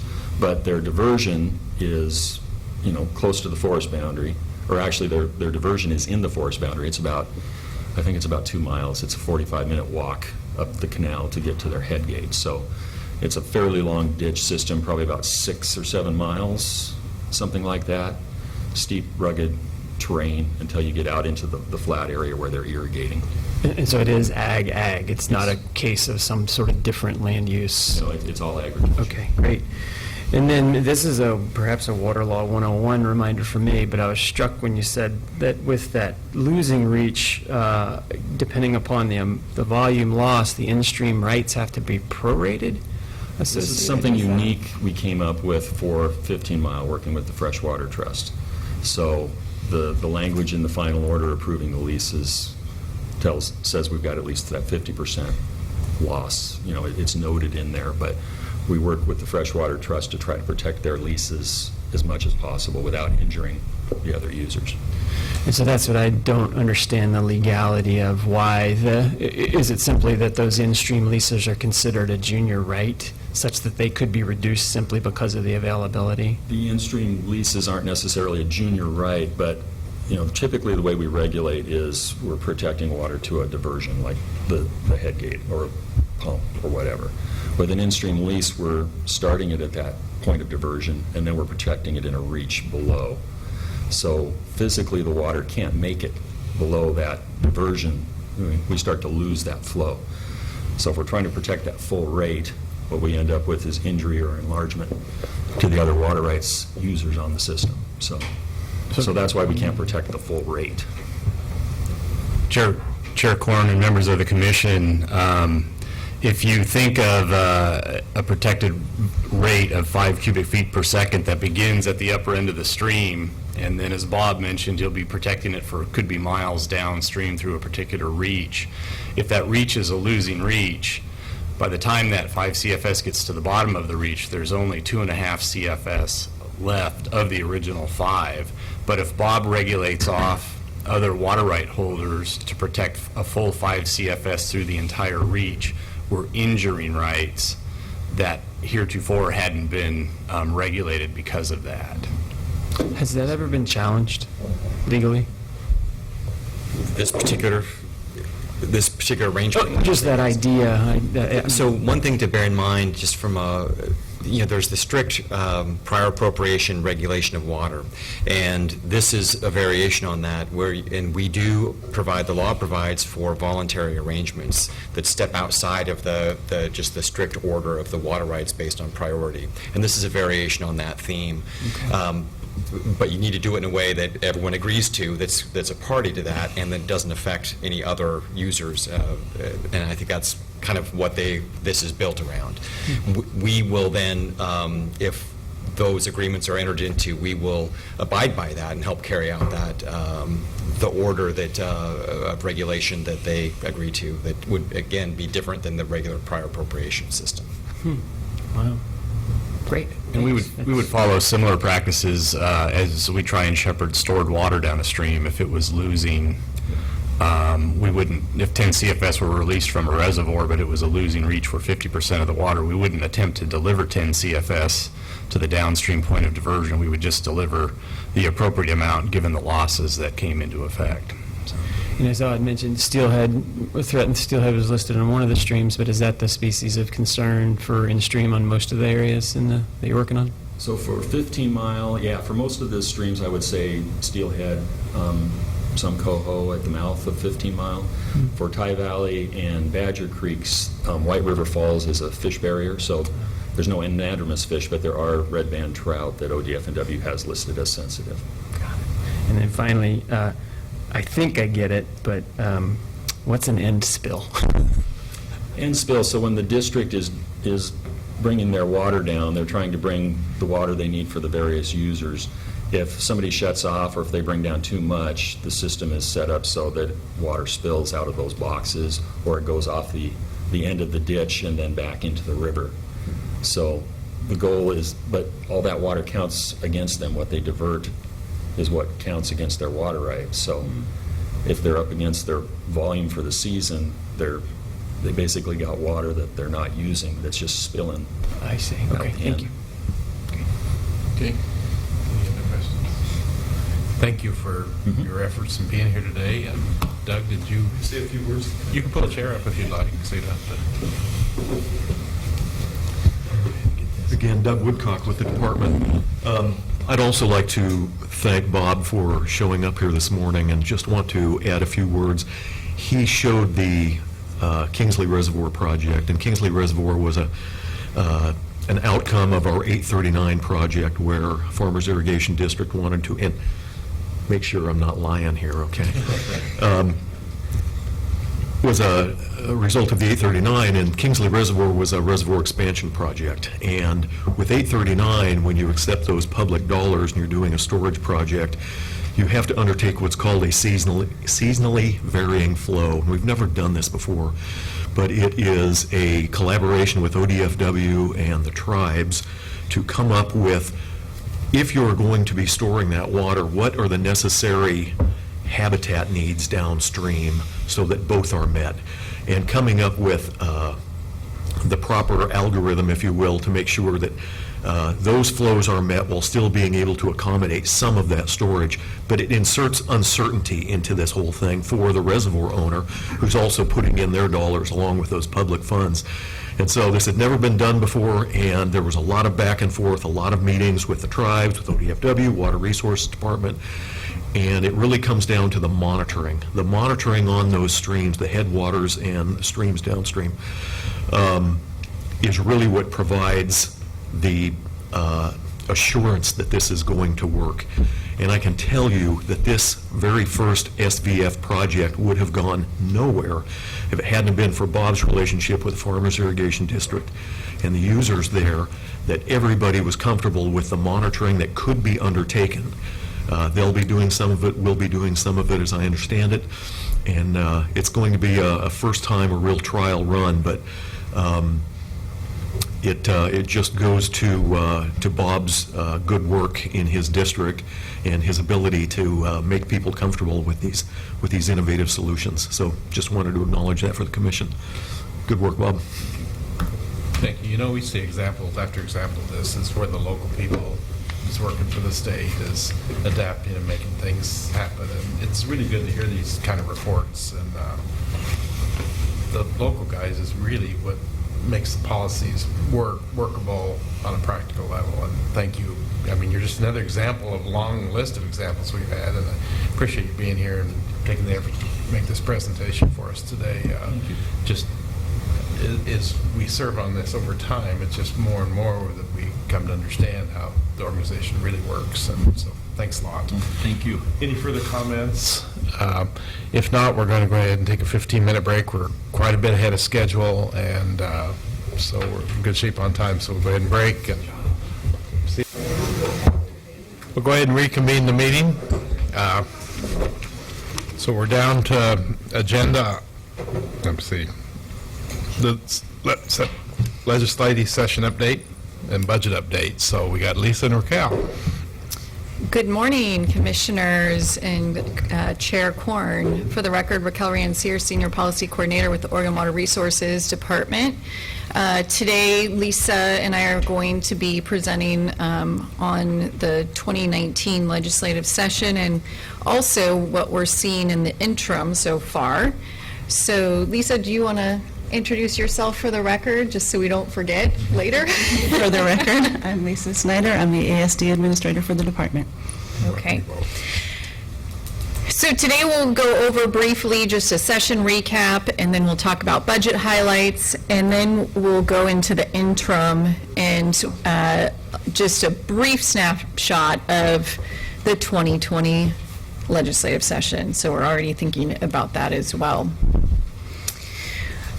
As you recall, the 2019 legislative session convened in January, and they did end up sine dying on June 30th. There were more than 2,700 measures introduced during session. Our agency was tracking 778 of those measures. When I say that, just note that we're tracking them for a variety of reasons. So, for example, they may have a broad relating to clause that could be modified to relate to anything related to state government, for example. There was a relating to courts one, for example, which you would think that we would not want to necessarily pay attention to or need to, but that one actually, there was an amendment that was a water amendment, which is why we really try to be broad in what we're tracking. But as you see there was actually 190 of the measures that we were tracking enacted into law. So in total, there was over 700 of those 2,700 laws that were enacted. So it's the funnel that you see over the session, but it does create quite a bit of work for us in terms of being able to monitor those measures over time. Today, you have an attachment. I didn't give you all 190 measures that were enacted into law because some of them are, well, there's just a lot there. So I whittled it down to, I think, about 100 that you might want to skim through in your attachment, but we won't go into all of those today. So just wanted to give you, though, a flavor of some of the things that had passed this session that were more applicable to the agency. As a reminder, if you do look through that attachment and there is a piece of legislation that you are dying to know what it says, you can always go on to the Oregon Legislative Information website. It's a very handy website. And on there, if you look at the top, you'll want to just make sure you click on the session. So that right circular button, click on that, and then change it to 2019, because right now it's on 2019-2020 interim, so no bills will come up. So if you want to look at anything, that's how you would go about it. Conversely, if you want to look at what's going on for the interim, you can just leave it on what it's currently at, and there will be committee meetings posted here shortly for legislative days. So if you want to check and see what the committees are doing, you can see that there. Okay. So we're going to move briefly into budget before we talk about policy. As you can see here, these are the three budget bills that we're really focused on that had items in our budget. So Lisa is going to talk a little bit more about how we fared this legislative session. Okay, for this slide, this is the budget highlights slide, and it's a comparison by fund along the left-hand side here and by legislatively adopted or approved budget numbers over the years. The first line, the general fund line, we have a $36.7 million legislatively adopted budget, which is up about $4.5 million over our legislatively approved, and that's in part to the couple of policy option packages that I'll talk about in the next slide, as well as some inflationary increases. The other fund line here, 13.3, up slightly. The reason for that is a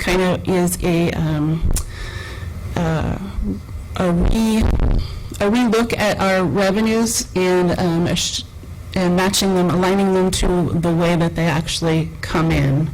And you'll see the flip side of that on the federal fund side. I think we talked about this previously in the last presentation. The other funds, grants and loans, it's $85.9 million. A lot of that is carry forward funding from this biennium.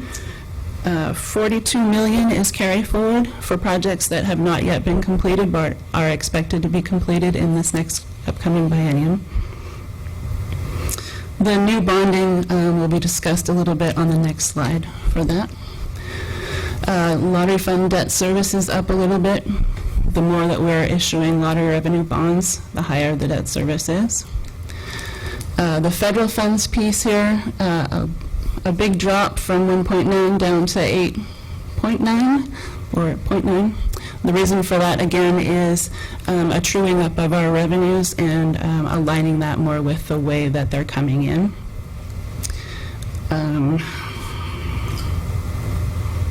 Yes. And then total funds of 144 million. Position-wise, we went from 170 to 177. 7 positions. You'll see that in the policy option package on the next slide. Can we stay at this slide for just a sec? Sure. Just want to make some comments on this big picture for you all to be thinking about, or things that I'm thinking about, I guess.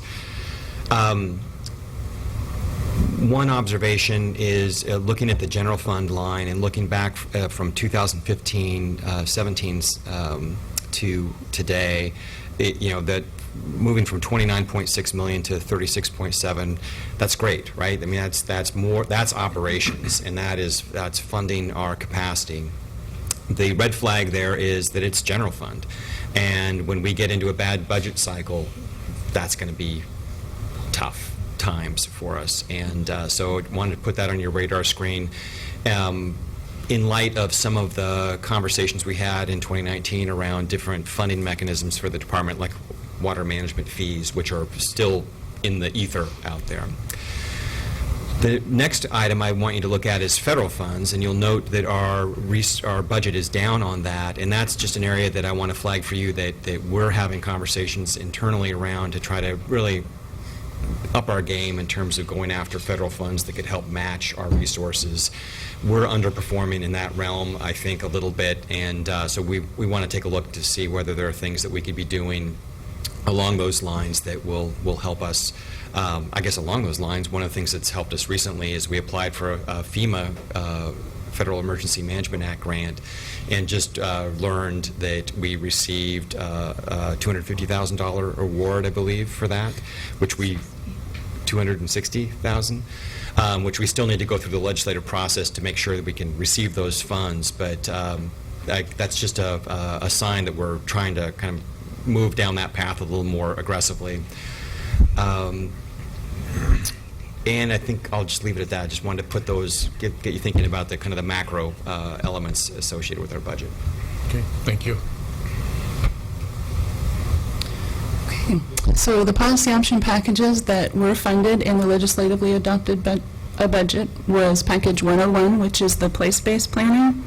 It provides $550,000 for the planning groups in the department to finish, help me out on this one, finish the work that has begun in the pilot project.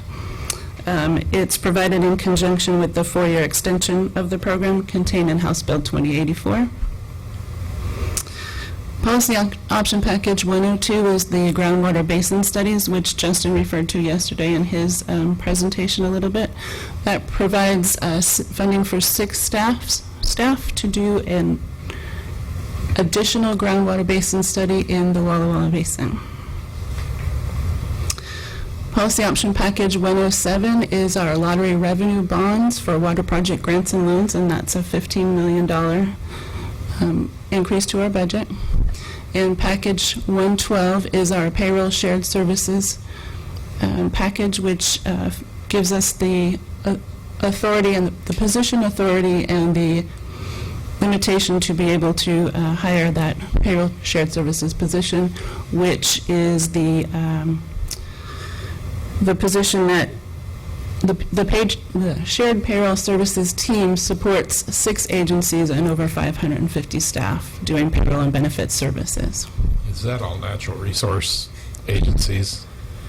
That is WRD, OWEB, Department of State Lands, LUBA, Housing and Community Services, and DLCD. And you have just 2 people do all those? Correct. Wow. On the other side here, the grants and loans column, the budget provides $4 million for the city of Newport for the Big Creek Dam's preliminary work. It also provides $10 million for the Deschutes Basin Board of Control for piping irrigation canals, and $14 million to Wallowa Lake Irrigation District for Wallowa Lake Dam refurbishing. So in this next slide here, Lisa just went over what was included in our budget. You'll note that those items that she had in the water project grants and loans column were were not requested in our budget packages. So those were things that came in the end of session bill that were put into our budget by the Oregon legislature. This slide includes items that I wanted to flag for all of you that were included in other agencies' budgets. So, and it's not going to be a comprehensive list because there's quite a bit of items that were in, for example, the business organ budget related to water. But I did want to highlight some of the things that I think this commission should just be aware of. So the first one being that there was funding provided to Umatilla County, and so it was $1 million, and it was provided in order for the county to be able to reimburse groundwater irrigators for their surface water pumping costs. So if you recall the Umatilla project that you've been receiving updates that now has been working on, this is another idea that they've had. They've been calling it a basalt bank. We see it more as an idea that they have around basalt stabilization. But their idea is that the Columbia surface water is more expensive to pump than groundwater. If they can incentivize the groundwater users to pump that surface water and get off of that groundwater source, then they think that people will use that surface water. So this is $1 million to test that idea and see if it does result in some stabilization of those aquifers. The other one is the Harney County School District received funding to be able to drill a potable well. And then Klamath County, they received $30,000 to be able to run their own stream gauges. So this is the legislature providing them with funding essentially to do some of the similar work that we do in the basin, but they will be running their own stream gauge down there.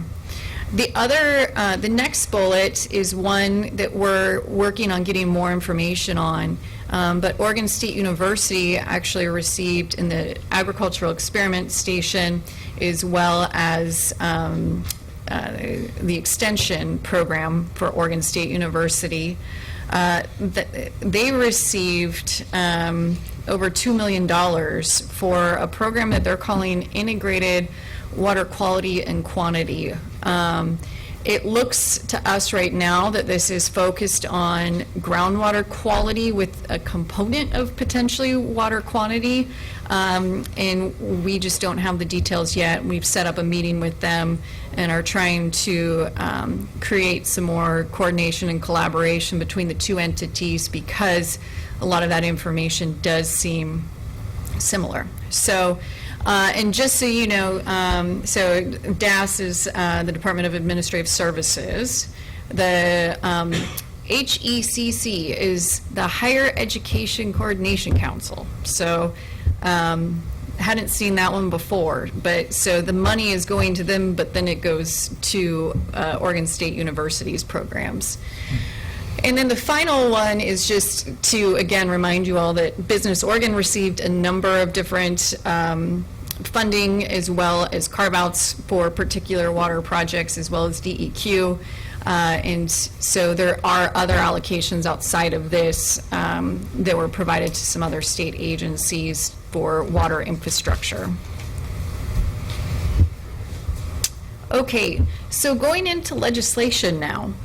It was an interesting session because there was a lot of legislation and not a lot of legislation actually passed in regards to water. In fact, really the department's bills were what passed.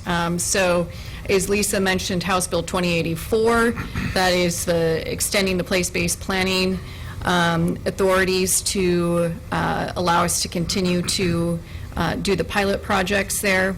That one passed. And then House Bill 2085, which we've talked a lot about, so I'm not going to go into any more detail at this point in time, is our modernization of the dam safety statutes, which was a big lift, and we're happy that we were able to get it through. The big lift on that one now is rulemaking. So we've already started. We did delay the operative date of the statute until July of next year to allow us to have the time to actually engage with the Rules Advisory Committee and to adopt rules to implement that statute. And then the one bill that didn't pass is Senate Bill 51, I want to keep this on all of your radar because I expect that this is going to continue to be an ongoing issue until it is resolved. And so this is transfers of the type of stored water. More broadly, as we saw, this bill did not pass in part because some of the stakeholder groups wanted a more comprehensive solution, which is to fix to allow us essentially to be able to not only change the type of use, so the character of use, the purpose, however you want to describe it, on a storage certificate, but also they want us to be able to change where that water is stored, so the location of the storage, which is really what prompted all of this in the first place in the prior session, and also being able to change the point of diversion for that storage right. So there's continuing conversations about that and what the fix is going to be on that. And I anticipate that there will probably be something that comes up during the short session. And if it doesn't pass, I guess it will be then another item that will come up in the next long session. So you're going to continue to hear about this one, I think.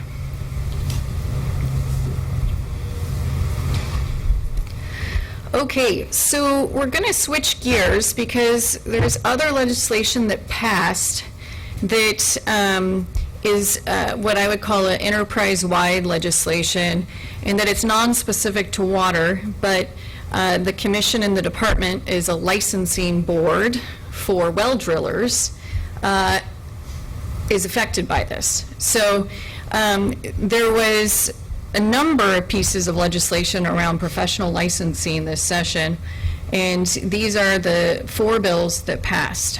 So House Bill 3030 and Senate Bill 688, I'm going to merge my description of those together because one actually amended the other one in the middle of session. So we're not going to distinguish between which one does what. And so this one is around temporary authorizations for armed forces spouses. So essentially the legislature is directing our agency to create a temporary authorization for a spouse of the armed forces if that if the individual that is in the armed forces is stationed here in Oregon and the spouse has a license in another state. So that's the first set of criteria. The second is then the department needs to determine if the licensing in that other state is substantially similar to our licensing here in Oregon, and that that individual is in good standing and has a current license in that other state, and that they've demonstrated competency. So we will be working on, we're already working on this one, and trying to figure out how we're going to make those determinations and institute this process. It will require rulemaking. So you'll be hearing more about this. The other item is that it does require us to report annually to the legislature about our efforts to do this. So that'll be a new reporting requirement for the agency. The other two, Senate Bill 854, this one requires the department to take a taxpayer ID in lieu of a social security number or other federal ID number for licensing. So that one's more of a changing our application issue. And then Senate Bill 855, this one is a study. So it requires us to study barriers to immigrants and refugees in getting a license, and then report on that, and then also implement changes to address those barriers. So we're formulating that one. The report is actually due in November, so we don't have a lot of time, and this is, we're trying to figure out how we might study that. So more to come on that, but those are the pieces that I did want to highlight for all of you because it does require the agency to take some actions. The final one I'll note on here is Senate Concurrent Resolution 1. So this isn't, this is the way the legislature says we support something when we talk about concurrent resolutions versus a bill, for example. So the Senate Concurrent Resolution 1 expresses that the legislature supports pump storage projects for energy, essentially, purposes in the future. So that's what that one does, and that's why I thought I would highlight it, because obviously there's a water nexus there. Pump storage, as you recall, is when you have two reservoirs and you pump it up, and then you run it through a turbine and you repeat in order to generate that energy. Okay. So you can see from the list, there's other pieces of legislation that passed but didn't necessarily have quite that water nexus. For example, there's the Aquatic Invasive Species Program. There was some legislation passed in regards to boating. There was quite a few housing bills that passed. And so you can see those in the attachment that we included. And for the ones that Lisa and I just covered, those are in attachment 1, so there's a little more detail, and those are easier to find on that higher level summary. Going into the interim, as I noted, we're going to be needing to do rulemaking as a result of the legislation. So Division 20 is our dam safety rules, which we are in the process of working on drafting that and preparing to do a rules advisory committee in October. And Division 205, that rulemaking references the professional licensing. So that would be to implement that other legislation that I noted to all of you. In addition, we also have some required reporting. And so, of course, we're in the process of doing our annual key performance measures reports. You'll get more information on that at the next commission meeting, as usual. The legislature did drop 2 of our key performance measures, so we'll update you on those. One of them we requested that they drop, and the other one they decided to drop themselves. So we'll provide that update when we do the next report. We are also, of course, required to develop that professional licensing report in terms of reducing barriers to immigrants and refugees. That'll be coming out in November. And the other item that I'll note is we also have a budget note. So I apologize, I didn't have that bullet up there. But the budget note report, we referenced that in the staff report. And you can see the language in full, again, in attachment 1 on the second page. And essentially, the budget note requires us to report on, since 2015 through July 1st of 2019, on any case where the department was a party to legal action or a contested case hearing. As you all know, the water rights process is driven by contested case hearings if someone protests. So there's, it's going to be quite a lengthy report for us. If there is, we have to then cite the rule or statute that we're implementing and the rationale for implementing that statute, essentially, and the legal arguments that were made. And then if there's a rule or statute that is cited in more than one, essentially, cases, then we have to talk about that in a little more detail and provide information on the purpose of that statute or rule, what the agency is attempting to address with that statute or rule, and then what actions may avoid litigation or a contested case hearing in the future. And this report is due January 1st, 2020. So we are already working on that one because it's going to take quite a while to prepare that report. So in terms of ongoing policy issues, as I noted, the transfers of stored water issue is so changing storage water rights. That issue is going to continue to be discussed during the interim and going forward. There's also a recent announcement, for those of you that don't get the governor's news releases. This was noted in the governor's news release that she will be seeking funding in the interim for a dam safety task force. So, and appointing a dam safety task force.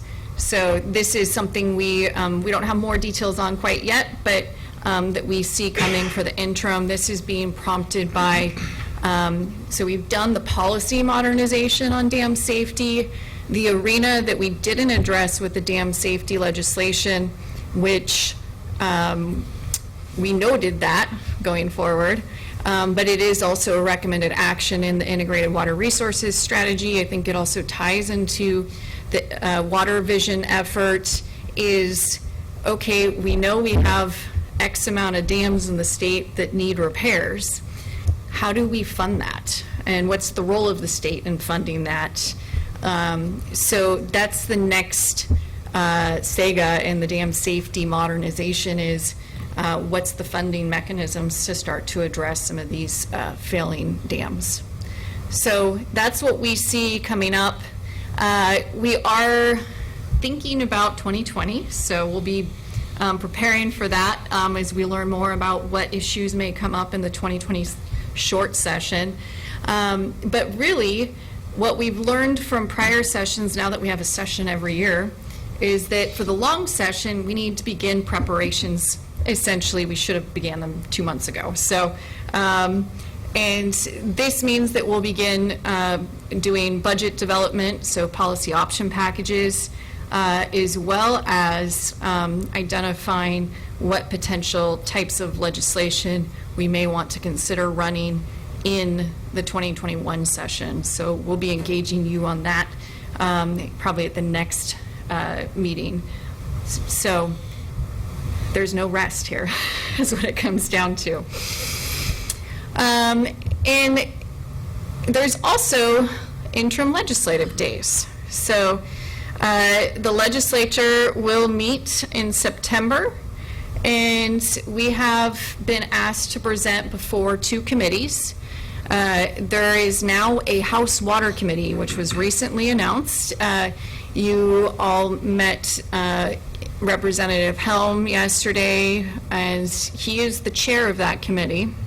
Representative Reardon, who you also met, is also on that committee as a vice chair. And then we have a number, you can see the other legislators that are on that committee as well. So no agenda has been outlined for the committee at this point in time, but we know we will be talking with all these legislators quite a bit in the coming years here. So during the September legislative days, we've been asked to present in the Senate Environment Committee on the Integrated Water Resources Strategy and 100-Year Water Vision. Director Byler and Maida Lofsgarden with OWEB, the Oregon Watershed Enhancement Board. She and Tom will be presenting on that in the Senate Environment Committee. And then in the House Water Committee, we've been asked to talk about the Integrated Water Resources Strategy as well as do a Water 101, essentially. So we will be busy during legislative days in mid-September as well. What do you think the new committee, is it going to be advantage, or what do you see they're going to accomplish that hasn't been before? Is it good for the department?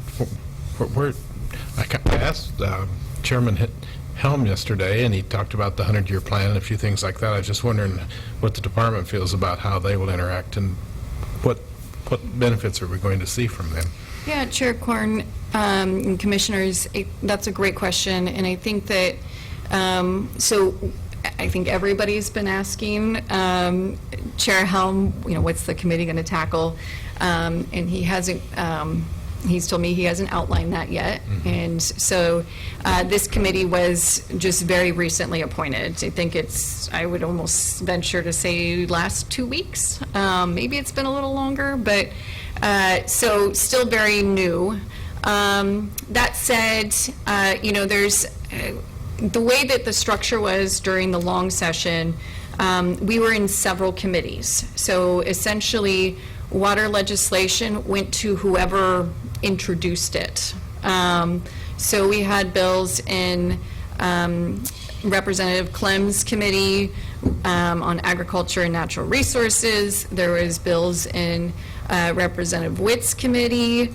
I can't remember now what that one was called. Was it natural resources? And then there was bills in Representative Helm's committee, which is energy and environment. So was energy and environment. Right now he's transitioned into this new committee. So what that meant is that, you know, the upside of that is that we had to meet with basically half the legislature in order to talk about water, which provides greater opportunities for education, but it does strain our bandwidth, right? And it means that there's less ability to go in depth on some of the issues. Whereas if you're meeting with a smaller amount of legislators, it gives them more of a chance to really dig into the issues and to really understand, you know, the nuances of water. So with this committee, I would anticipate that because it's, you know, it's one committee that's going to be dealing with all the water issues, that they may end up being able to get a broader breadth of knowledge on the issue. So there's the pro and con, right? So I think we'll see is what it comes down to. And certainly we have, there's a couple legislators here that we haven't worked with yet, and so it's an opportunity for us to get to know them, but we don't have a sense of their knowledge or interest in terms of water. So we'll keep you apprised. Thank you. Any other? Could you go back to your very first slide? It was a long time ago. The slide they show how many bills were out there. So where's the number? 700. So you tracked, our department tracked 778 bills this year? Is that, so I just want to say, I think there's only one person in the department that's, when you say we've tracked that and we've worked it with the legislator, I think there's only one person doing that, right? Chair Corn, Commissioner, that is not true now. So I am happy to report that there is now 2 people doing that. So Stephanie Preibel, who I think you've all met, at least briefly, she started in the middle of session, and so she did her best to just get caught up to speed. And one of the things that she did this session that really helped me is she took on the task of every morning just going through, figuring out what was posted, were there new amendments, reviewing the new amendments. So I will say, thank you, Director Byler, for allowing us to kind of restructure our approach, because this session, I was very stressed out at the beginning of it, but luckily after the first session or first chamber deadline and Stephanie was up and running, there was less workload than I've had in prior sessions. So we're moving in the right direction in that respect, and Stephanie's going to continue to be more engaged in legislative issues, and we're also trying to formulate more of a team approach to it because of what you're alluding to and the significant workload that can be. So we're formulating this team environment, you know, so we'll have a little bit of capacity to spread the workload. I should also note, though, as always, every year we've had the rest of our staff are very responsive. So as you have all heard, our region managers, they are always happy to tackle whatever question of the day that I have, but they're not the only ones that do that. Our transfer section, Lisa Jaramillo, was very helpful in helping us ask or sort through some of the questions we got on the transfers issue. In the groundwater section, got to answer all the questions that we were getting around groundwater studies and help us develop that one-pager that we ended up providing to the committee when they were considering their $9 million request for groundwater studies and what that might mean. So there's a lot of people that are involved in the process and the review. And the interesting part, I think, about the legislative process is that I will read a bill and I'll catch all these certain things about it, and then some of our other staff will read it from their perspective and they'll catch different things. And so I think that just goes to that we need to use a team approach, because the unfortunate fact is water is complicated. Drafting legislation quickly is difficult, and it's easy. Just one little word can really change the meaning of things for us. So during session, in addition to Stephanie helping, we did have weekly, at least in the beginning, we had weekly meetings with the management team, where we only talked about whatever issue I needed to be talked about at that moment. So they were great about helping us with that. Chris Bird, there was well construction legislation. We spent a lot of time with him. We also spent a lot of time with the Oregon Groundwater Association, which both of them are here today, or two of them are here today.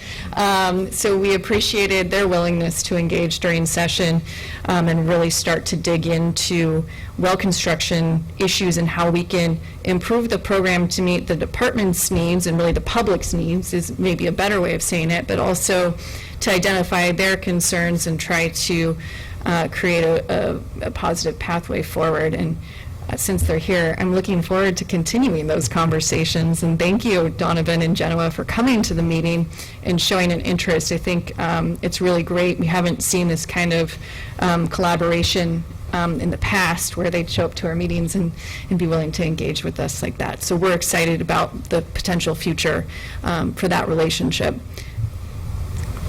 Does that answer your question, Commissioner? Well, actually, I was just, we're beginning to, yes. Well, my point I was trying to make is that, and again, I've talked before about how well this department works as a team, but certainly your leadership on the legislative side, the respect that you have with the legislature is really important, and I just wanted to recognize you for that today. And Lisa, you also, from the financial side, you're always very quiet about our budgets, but they're always spot on. So both of you are doing such a great job, and just want to say thank you. But I know how tough the legislative side is, and you're making it sound easy, and it's certainly when you start getting that many issues that you have to track for the department and then figure out which ones you need to pursue. That's speaking of a heavy lift, that's a heavy lift there. So thank you. Thank you.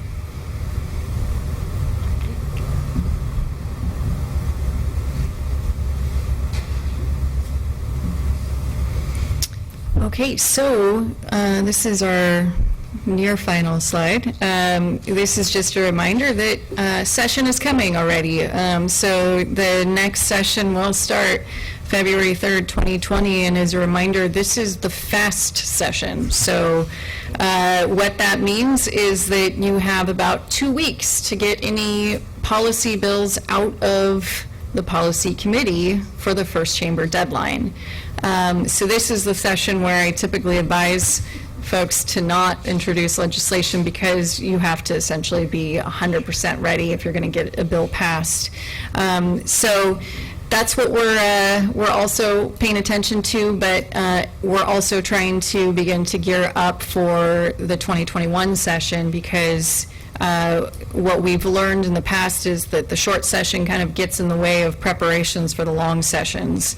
So legislative concepts are usually due in April so proposed legislation is usually due in April for the 2021 session. So a month after the short session, we're supposed to be submitting our legislative concepts. Budget development is usually May is when we start to put numbers in, and so we're supposed to have our policy option packages really formulated by that time. And of course, as we always do, we want to make sure that we have a lot of engagement with the stakeholder groups, and like myself, most of them are preoccupied during that 1 month, so we have to plan for that accordingly as well. So lots to do, and I think that's our final slide. Thank you. Any questions? A few. Let's see. A couple of things.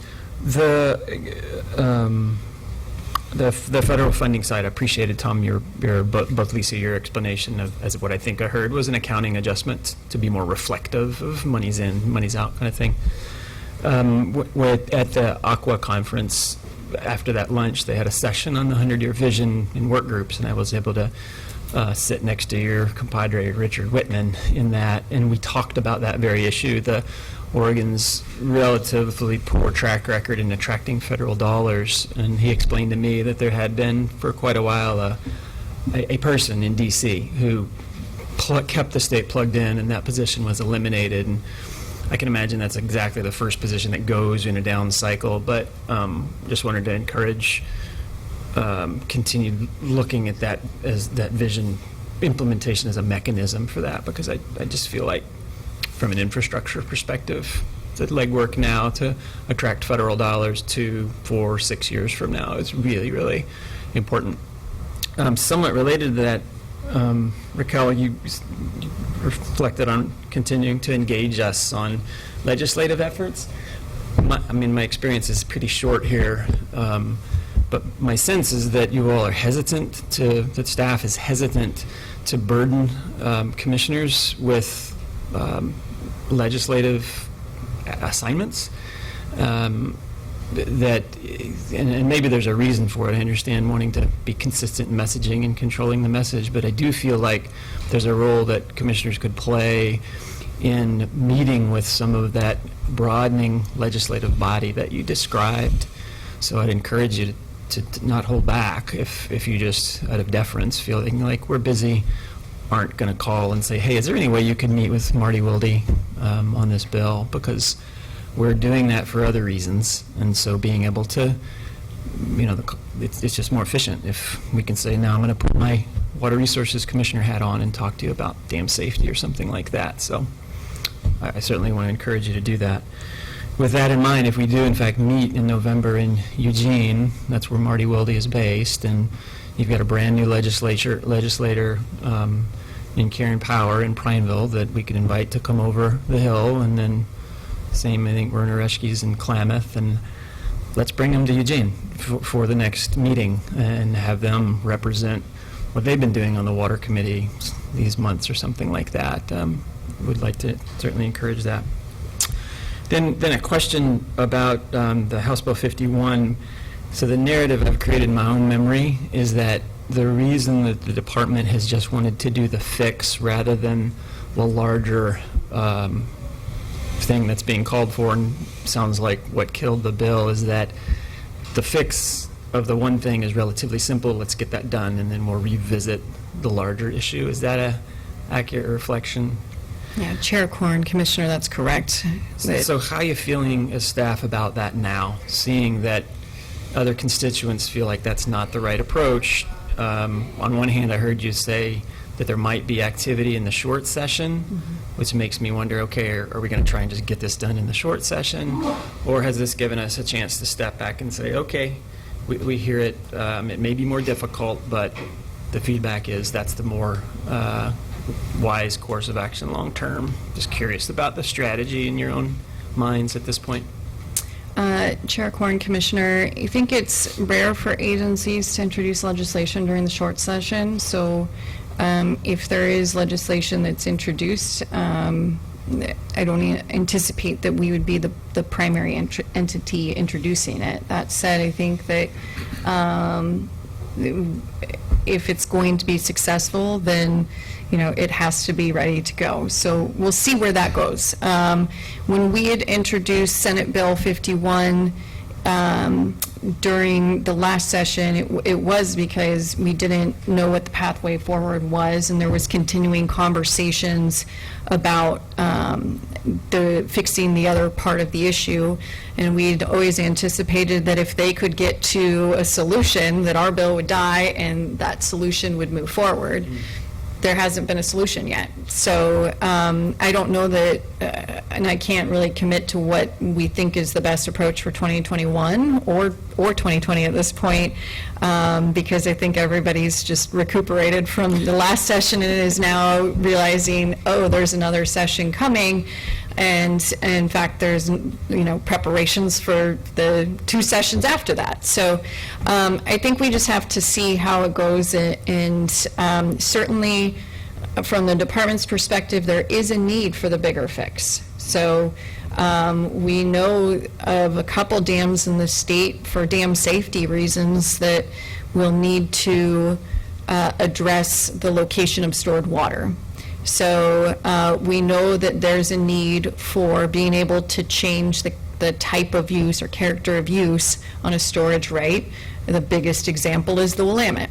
So we know there's a need out there for the whole fix, and we're not saying there isn't by our introduction of the narrower bill.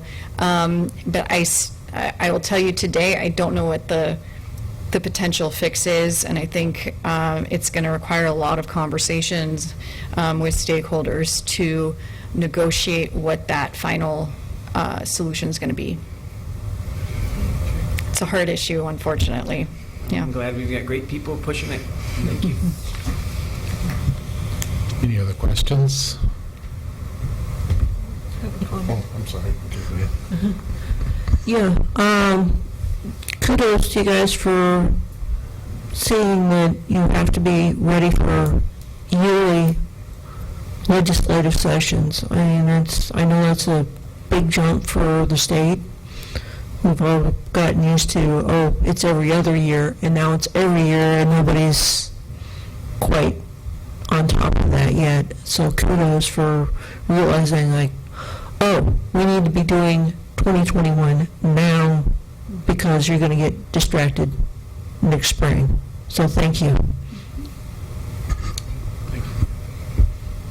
Sorry, I did have one more question. Right.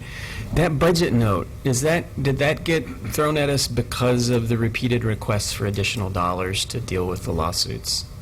Or is that something that was more broadly cast than just WRD?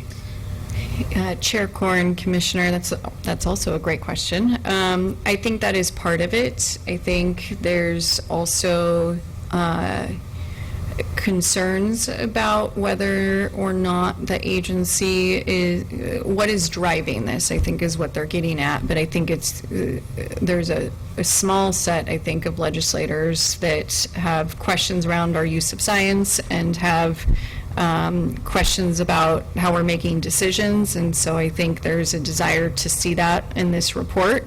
But I do think in terms of yes, that is a big nexus, is the litigation costs, and why are we seeing litigation like we are? We've already kind of answered that question, right, because we know where it's been coming from, but I think that is one of the challenges that we're going to continue to face, is being able to articulate how we're using the science to make these decisions that we have. As you all saw during the tour, we do have our scientists. They're pretty great, as you saw with all the technical jargon that you got the other day, right? They do have a lot of knowledge, and I think it's the challenge is being able to help everyone else understand that, and that's what we're using to make our decisions and how we're doing that. So I think that is a component of it, as well as then just the court decisions that we've all been talking about in the budget. Tom, did you have something to add to that? Okay. Do you feel like is there a potential silver lining to it? That, I mean, if it's a policing action, how come we're having to spend so much money on lawsuits? That's one thing, and unfortunate. If it's something that gives us the opportunity to say, this is why we need more investment in monitoring in our research and in the groundwater studies, that's a huge opening if it can be if it would be received in that way, because it's joint ways and means, right? Yeah. Chair Corn, Commissioner, we're working on shaping the report right now, and so I think our goal would be to make sure the report has that silver lining for us. I don't know when if you look at the request and what we're putting together, I think we need to put together all the cases first to see the big picture before we can figure out what exactly it means, because so for example, the cancellation process, that by statute is a contested case hearing. So that one, we're going to be reporting on all those, but that is the process in statute for that. So we will, because there's going to be multiple ones under that rule in statute, because that's what's dictated by the statute, that will be, I don't know what insight that will get, other than it will be informative of, the water rights process is driven by contested case hearings, right? So similarly, on the water rights application process, for example, well, if an individual water right holder disagrees with the agency's, or not water right holder, if the applicant disagrees with the agency's decision, their only option then is to protest it, right? Conversely, if a member of the public disagrees with the decision, then that's also their option. So part of it is that we're going to be, because contested cases are included, and it's not just the regulatory side, but it's also the water rights application side, we're trying to figure out a way to synthesize it, because otherwise it's going to be too much information,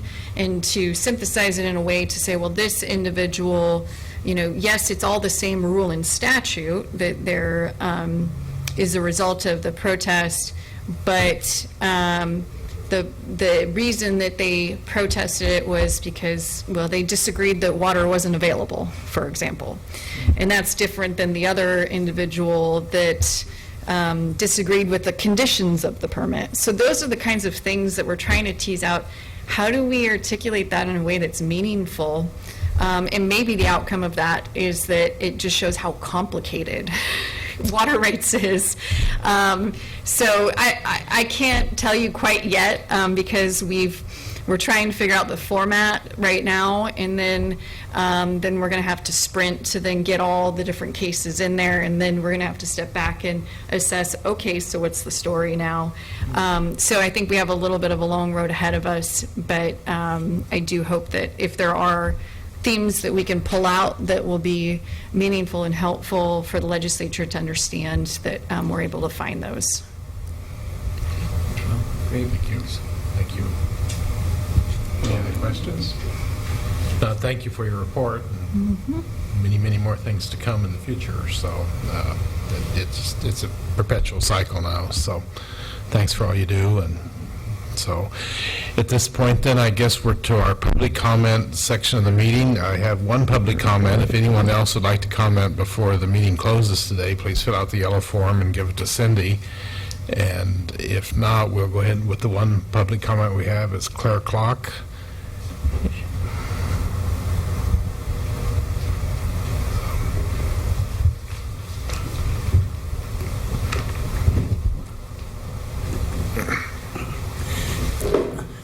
Chair Corn and members of the commission, Director Weiler. My name is Claire Clark, and I live on the western end of the Columbia Gorge in Corbett. And I came to make one comment today, but the conversation this morning scattered me quite a bit because a couple of things. So I'll try to be as short as possible. In my self-appointed role as a natural resources advocate, I follow a lot of commissions and boards, ODFW, Department of Forestry, OWEB, LCDC, your commission. And I've gone on a lot of tours, and I have to say that those tours that you had yesterday, and I'm sorry I really missed it, that was one I really wanted to see, really does help the commissions really understand the on-the-ground type of things. You have a lot of policy things that you deal with, budgets and everything like that, but it's a real eye-opener for a lot of people. And it's an eye-opener for the legislatures and some of the other people that go along with you And so that is a real important part. Some of the commissions do 2 and 3 tours a year.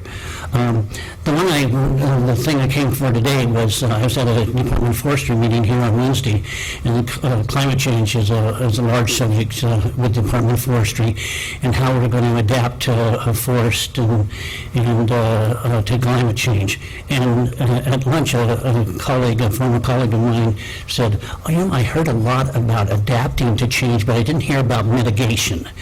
And you have to think about that. And on the state level, we failed to get that concurrency and get ourselves out of climate policy this year. But one of the things that I suggested to forestry is that the departments themselves can do little things, like as far as if you can do it with fleet management, if you can do it with solar power, all of those little things that maybe you can set the trend.